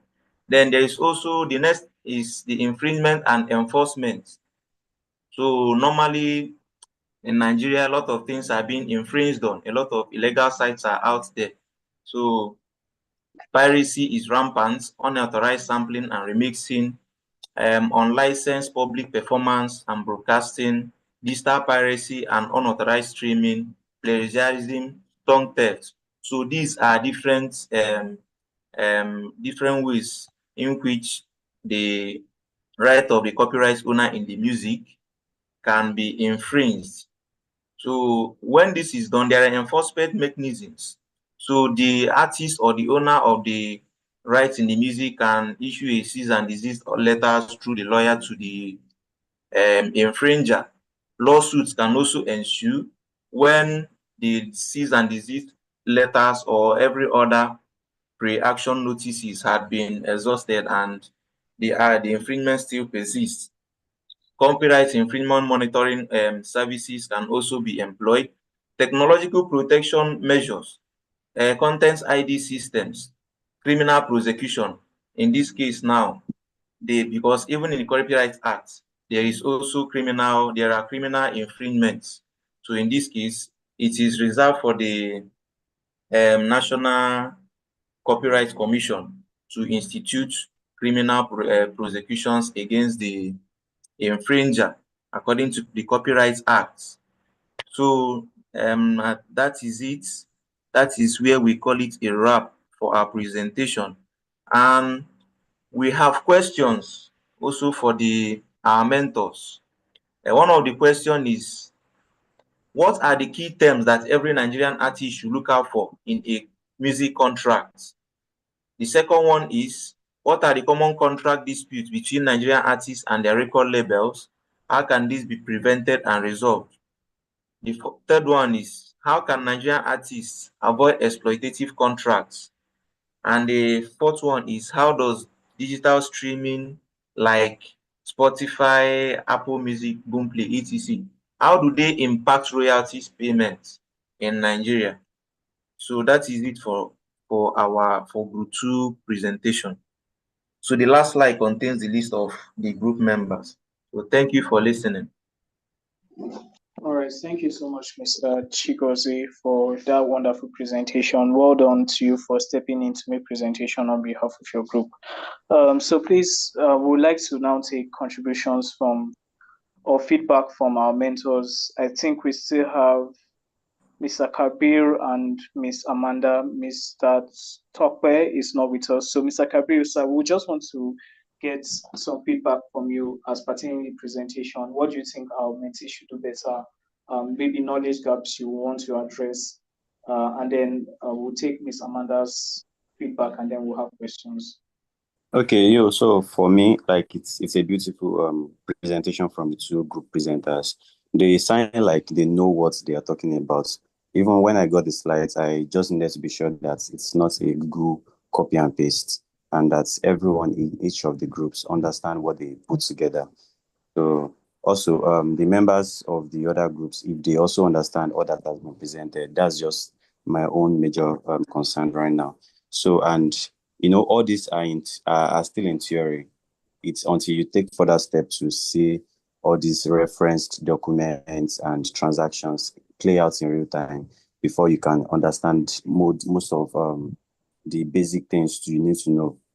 And because of time, we might not be able to state the clauses that make up each of the documents that the two groups have mentioned.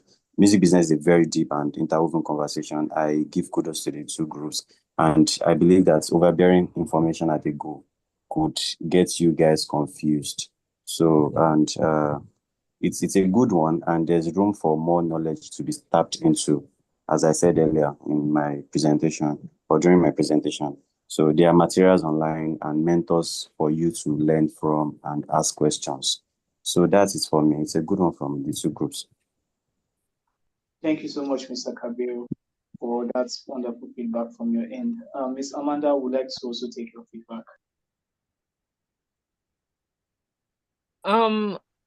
First of all, good job. Nice one, guys. I think my feedback is very similar to what Kabir said, and that is you've done the food job, you've done the theoretical job. It's time for you to actually see how much of this you can implement in practice. Because thing is, like I said when I was talking about music license, when you're doing your research, there's certain information and there's certain knowledge you adapt or you learn. And then when you come into practice in the industry, you see things slightly different. So I would say try your best to find yourself in opportunities or rooms or deals that can give you the practical experience. And when you find yourself in that situation, keep an open mind. Don't be too closed up that, oh no, what I read is this. What you read could be, before any, for example, when it comes to music clearance, is not in as much as every music clearance you want to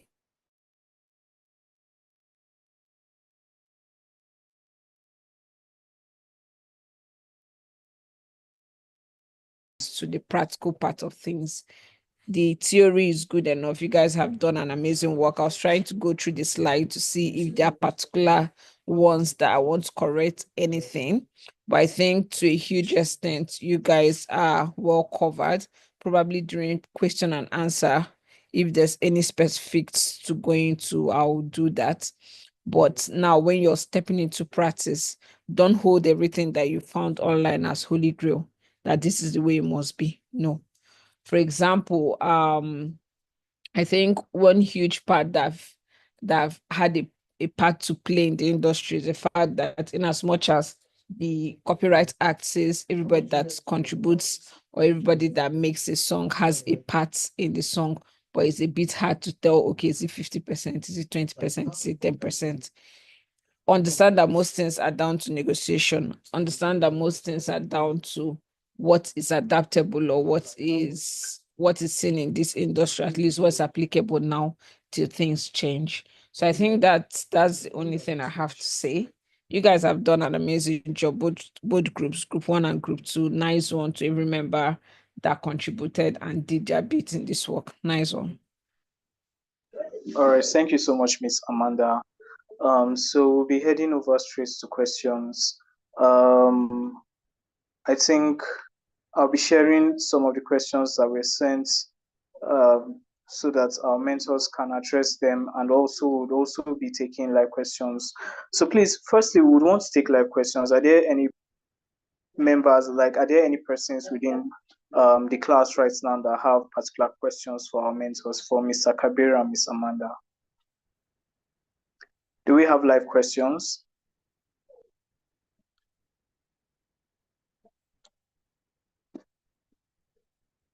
Okay. Okay, Mr. Bello, please, you can go ahead, unmute yourself and ask your question.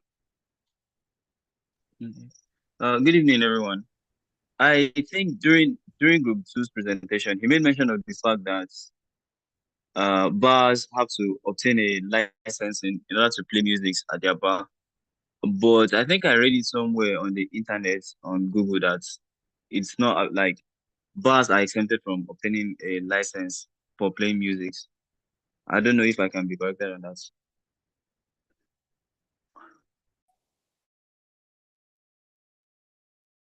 Okay, I think I can answer you a bit, covering my add in. To the best of my knowledge, at least in Lagos, Nigeria, bars are not exempted. Let me just say bars, lounges, and restaurants, to the best of my knowledge, are not exempted. And why I say that is because I know for a fact while I was at Ebony Life, we had to pay license fee to MCSN for our restaurants, and that also down to the lounge, literally any place in Ebony Life place that had to play music. And I've had to deal with also outside clients or personal clients that had to obtain similar license, or rather got a letter from MCSN to their bars and restaurants. So like I said, to the best of my knowledge, I don't think there's an exemption. But if Kabiri has something different, or if he has an experience that speaks differently, he could contribute.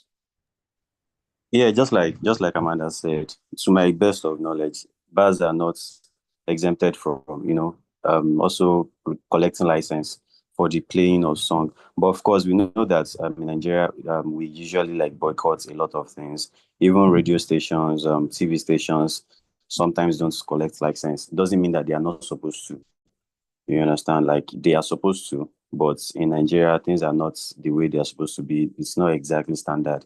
So that's why most of these artists just prioritize them getting international airplays over your Nigeria or your local stations.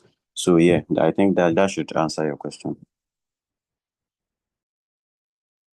All right, thank you so much, Mr. Kabir and Ms. Amanda, for helping us with that question. We have a few questions on the chat box and also the question from group 2. So I will just be asking, I will just ask based off of the questions that are here. Okay, the first question here from Mr. Chigozie that was posted was, what is musical clearance? But Mr. Tope has talked about that. So we'll be going straight to what is interpolation.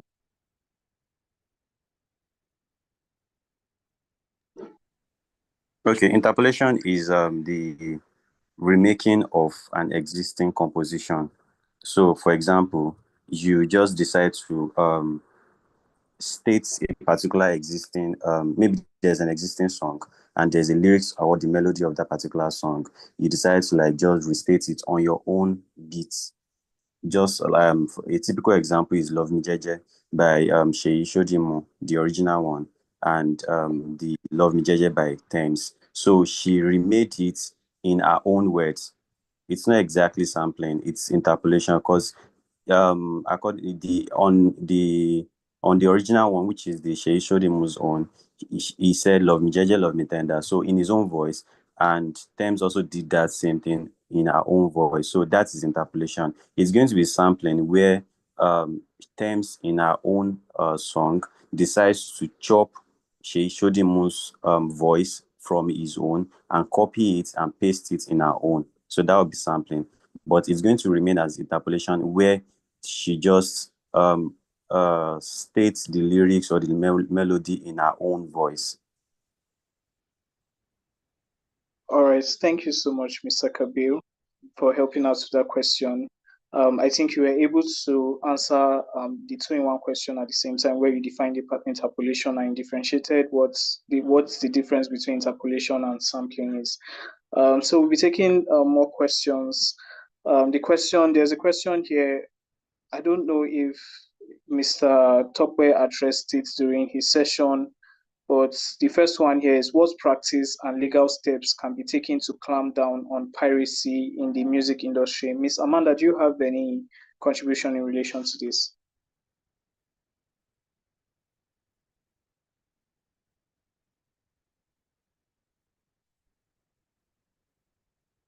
Miss Amanda, did you hear me?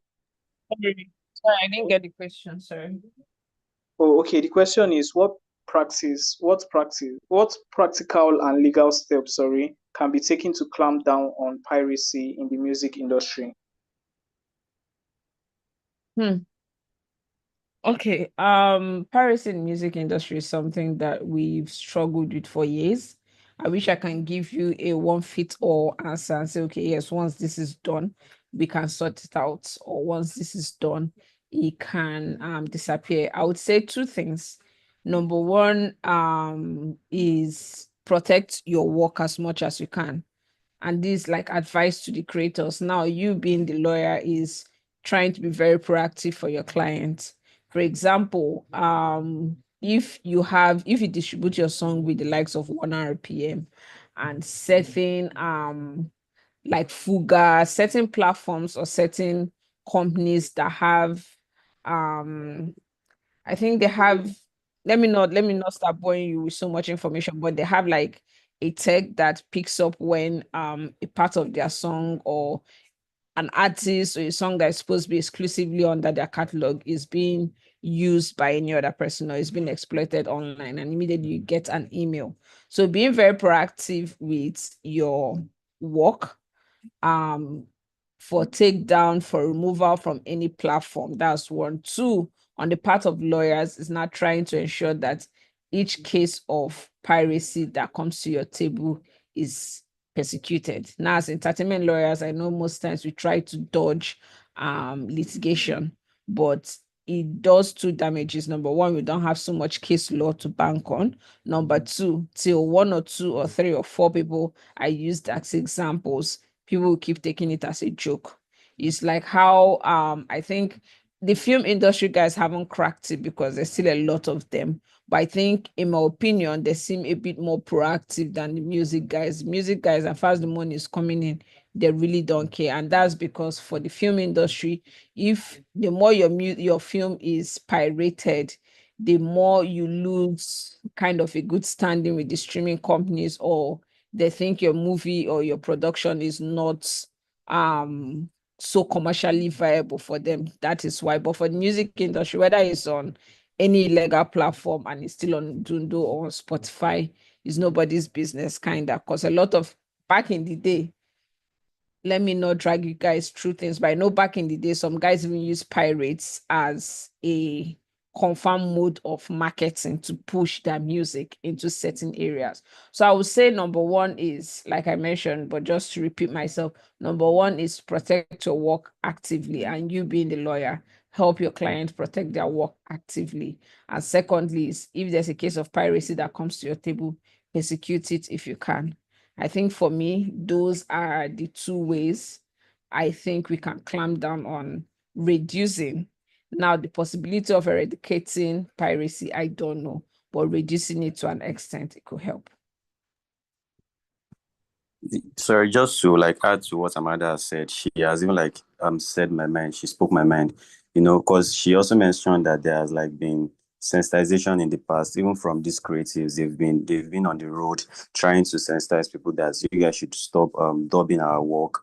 This is our effort, this is our sweat and all. And I think the closest we have come to maybe clamping down on piracy in Nigeria is the Nigerian Copyright Act, where it empowers NCC to appoint copyright inspectors. So these inspectors just have the right to enter and inspect any building, to make arrests, maybe anywhere that they feel like, oh, this particular building is where they are creating maybe copyrighted work or pirates work or pirates making, or maybe they are violating some breaching some they are committing piracy. So basically, right. So, and I just think that Nigeria can do better by also revising the punishment section of the Copyright Act. I think it's 3 months for anyone that commits piracy, where it's saying that so maybe we Nigeria can have like enact a particular law, or we can update the Copyright Act to enforce a more strict uh, punishment for pirates. So in other countries, like piracy is like a big crime.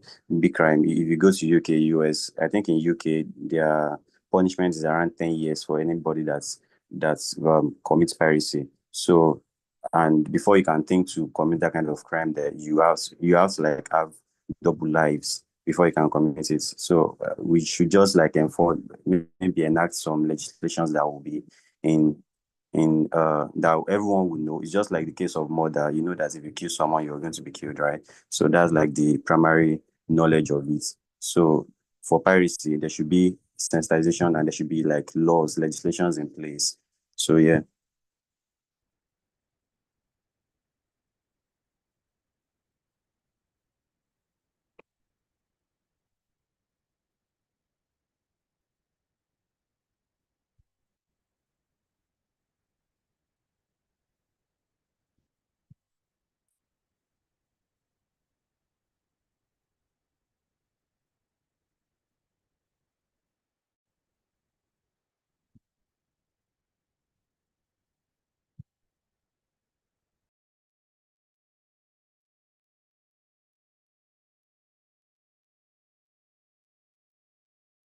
Oh, sorry, I was muted. Sorry, so sorry. Mr. Kabir, if you can hear me, I was asking a question directly to you. From I think the last question on the chat box here. It says, how do we balance the need for artistic freedom with commercial realities of the music business? Okay, I'll be honest, yeah. It is very hard because you have to be an artist who isn't all about the numbers, I mean the streaming numbers, but more about the fans. Maybe you just want to be able to have that undiluted fan moments. So that's like the music lover part of me speaking here. But as a businessman now, everyone has their own definition of commercial success. The definition in Johnny Drill's dictionary is different from Burna Boy's. Burna Boy just wants to have the numbers, he wants to have the awards, he wants to have the stage and several other like accomplishments here. But Johnny Drill doesn't look like someone that's interested in the showbiz or the roadmap to positioning himself as a noisy artist. He just wants to be on his own, wants to come out, push out music anytime he wants, because he knows that he has those core fans here. And there's a way you can maintain your originality as an artist, your artistic freedom, and still get the numbers here. So the numbers might be higher or lower to your counterparts, but the moment you struck that particular feelings in a couple of persons with your music, I think that's like success for you. That should be like regarded as success for you. Just maintain your strategic approach. Just focus on building a strong, unique identity, just like Johnny Drill, the likes of Brimo, because these people, these guys, they will continue to have the respect of some certain sects of people because in their own right, they are different. Yeah. So if you can just foster loyal fan base, and maybe collaborate with industry professionals too.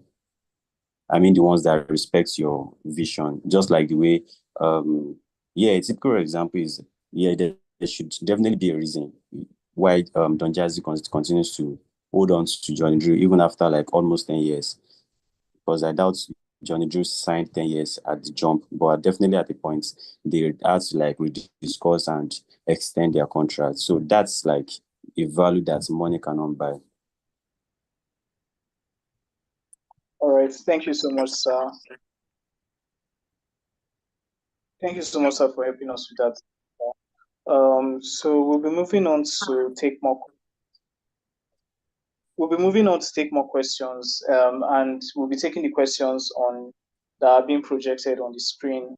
The first one here is, what are the key terms that every Nigerian artist should look out for in a music contract? What are the key terms that every Nigerian artist should look out for in a contract? I think I would want Miss Amanda to answer this question, if you can. Music contract is a broad language to use because there are different types of music contracts, but I'll keep it as broad as the question is and mention certain themes that are typical for most of these agreements to clear and to understand. One is the duration of, first of all, the very important part that most people don't pay attention to is actually names of parties. Confirming and being sure that you're entering the agreement with the person that you're actually having your conversations with, and the company that the name is in the agreement is actually a registered company, because that would, if it's not, that would just void the entire agreement and all that. So confirming the parties irrespective of what agreement it is that you're signing, because most times if you deal with international clients, you notice that you might be talking to one particular record label, and then when the agreement comes, it turns out that record label we are speaking to is an imprint under a bigger record label, and then the agreement is with those bigger guys or is with a smaller guy. Just shall confirm the names of the parties who you're entering the agreement with. Second thing is your duration. Possibly ensure that the duration is, I prefer something short with options to renew than something long, because the parties are trying to gather more time within the business. Third thing I would say is almost all deals that you're going to do within music industry somehow has money involved. So it's either money upfront, money later on, splits, just ensure that you understand what that monetary aspect of that agreement is and the terms, and it fits with every negotiation or what your client wants. With every monetary aspect comes the accounting and auditing, irrespective of what the agreement is.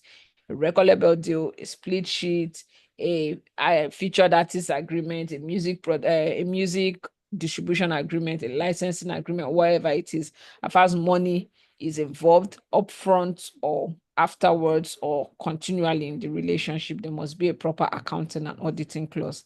Then again is the IP clause, ensuring what is being given out, what is being retained. If something is being given out, is there a possibility of it coming back, or what exactly is the IP situation? Is everybody maintaining the IP that they walked into that deal with? Is anybody transferring anything? So any IP related clause. I would say breach of contract. Most times people overlook the clause because they feel, okay, once it has a beginning, it should have an end. Personally, I think a breach of contract clause, a breach clause is actually very, very important, sometimes even more important than termination clause, because termination clause, yes, has to be there, but breach clause stipulates what should be done, where a breach is when there's a breach by either party, by you, by your client, or by the other party. And why I say it's very important is that there's this new tactics in the industry where people just attach an amount of money payable upon breach without, and I personally don't have any problem with the money part, because especially if it's a record label deal or a deal with investment involved, a lot of money has been spent. But before that can be attached, there have to be room for the bridging party to remedy his breach. So basically understanding what the agreement says, either for or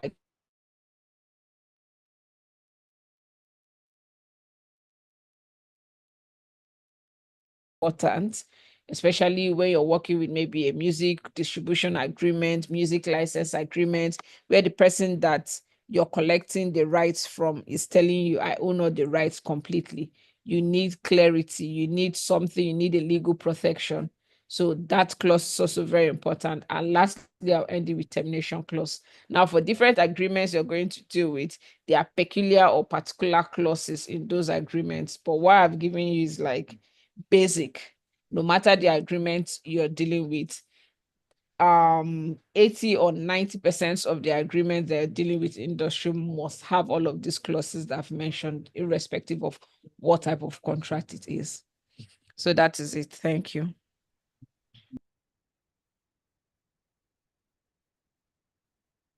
All right. Thank you so much, Miss Amanda, for helping us with that question. We are moving forward. I don't know if I should ask the second question here, because I think Mr. Kabir dealt with some of that within his slides. But I think we'll go straight to the third question. The third question, which says, how can Nigerian artists avoid exploitative contracts? And Mr. Kabir, sir, do you have any take on this question?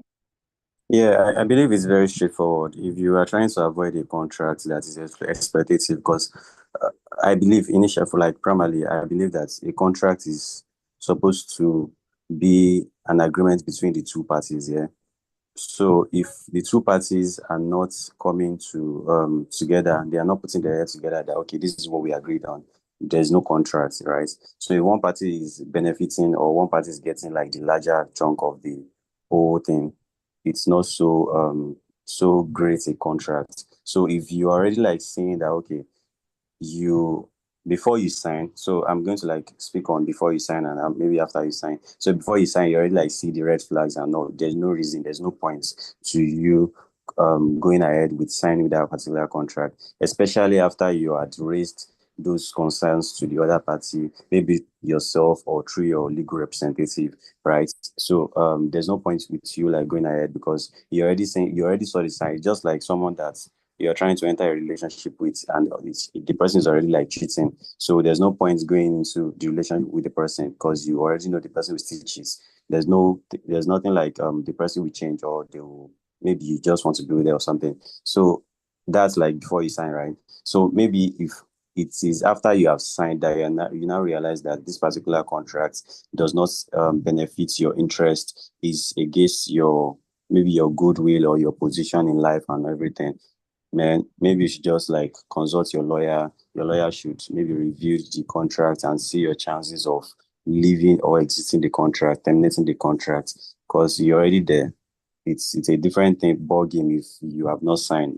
If you have signed already, you have to just find a way. So one of the ways that you can maybe look out for is maybe if the other party is not satisfactorily fulfilling the obligations that they are expected to do or that they promised to. So maybe that could be your window to jump out from.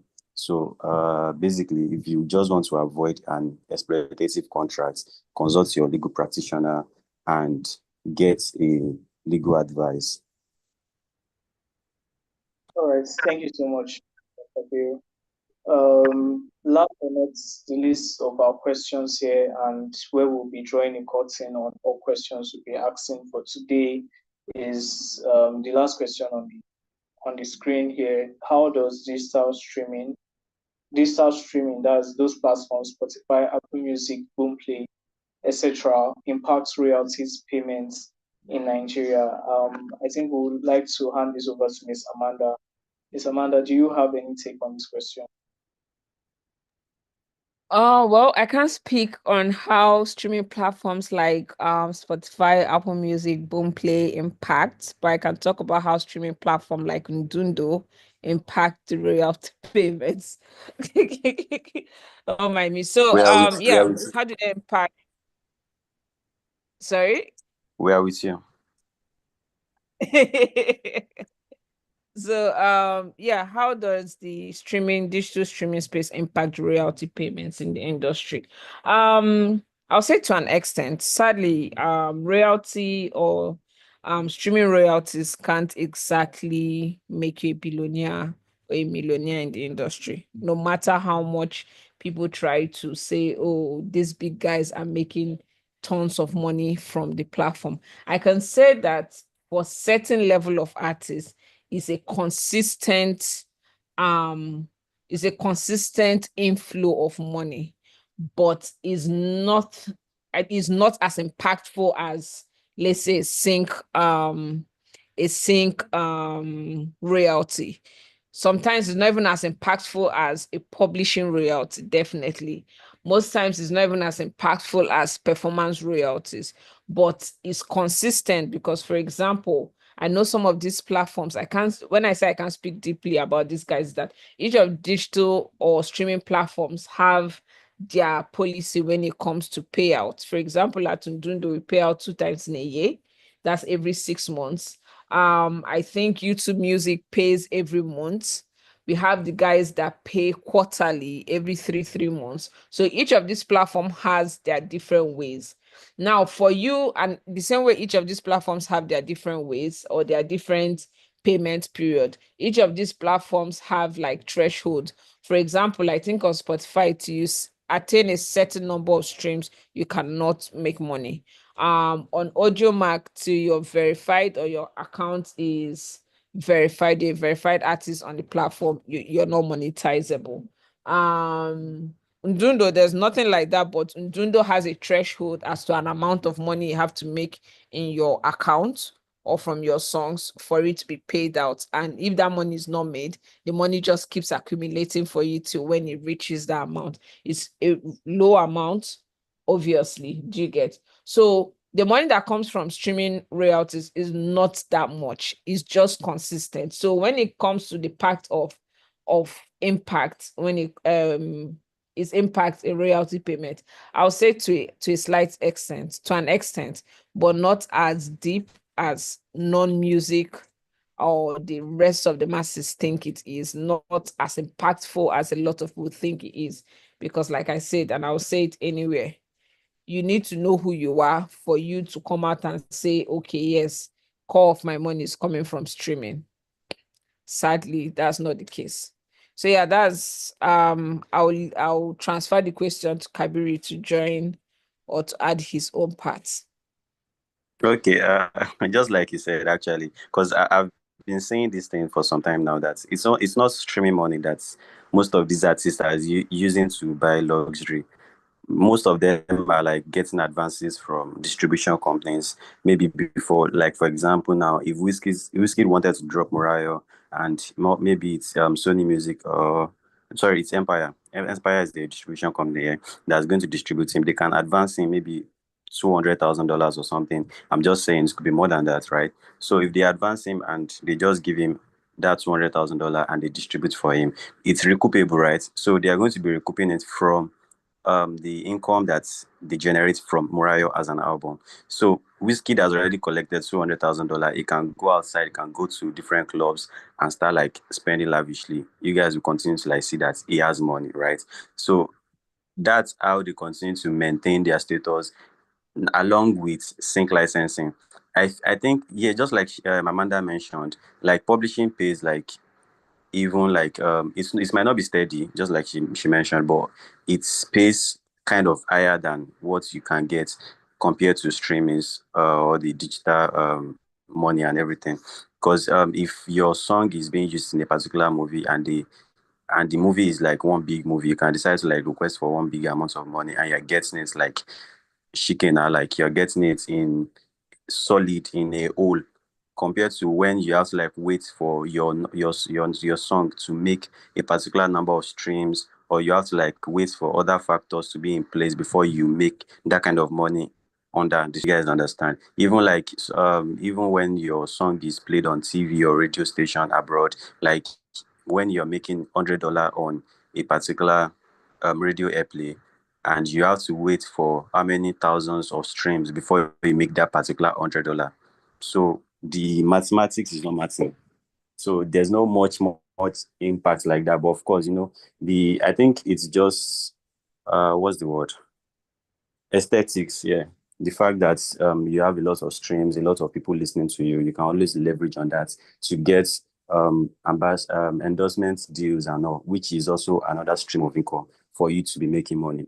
Like imagine Davido collaborating with Mattel and they're advancing him like maybe 100 million naira and everything. So yeah. All right, thank you so much, Mr. Kabir and Miss Amanda, for tackling these plenty questions that we had in today's class.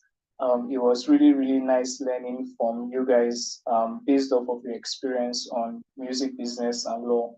Like just quite a lot has been shared within this little space that, I am sure we take 2 or 3 webinars to cover some of what our mentors have tried to compress within the 2 hours plus that we've been in class. And they've also been able to help answer questions that you may not have access to any other place. So thank you very, very much, Mr. Kabir, and also thank you very, very much, Mrs. Amanda, and also Mr. Tope Salami Naseresha.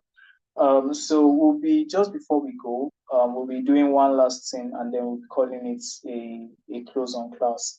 We'll be taking pictures. So for those who are still in session, please can you kindly turn on your videos? Let's quickly take pictures and then draw a close on class. We've actually spent quite a lot of time into this class, but I'm sure it has been worth it listening to our mentors. So please can we turn on our videos? Let's take a picture and for our social media postings, and we'll call it.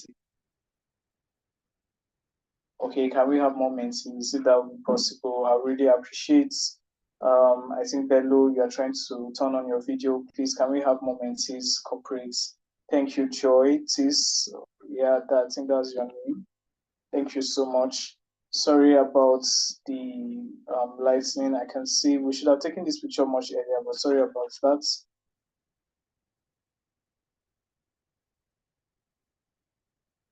All right. Sorry. Okay.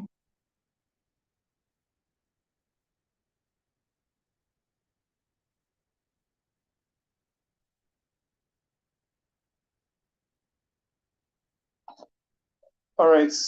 That's fine. We've been able to take a few. Thank you to everyone who made it to class today. We are happy to have everyone around. Thank you to our mentors who are also present with us. We're happy to have you in this session, talk about music, business, and law. We've officially come to the end of today's session. We look forward to seeing you in our other class. We still have some very, very interesting topics to deal with under entertainment, business, and law. So please, for the mentees, try and stay in touch. Follow what is going to be happening on the group so that you don't miss out on any information.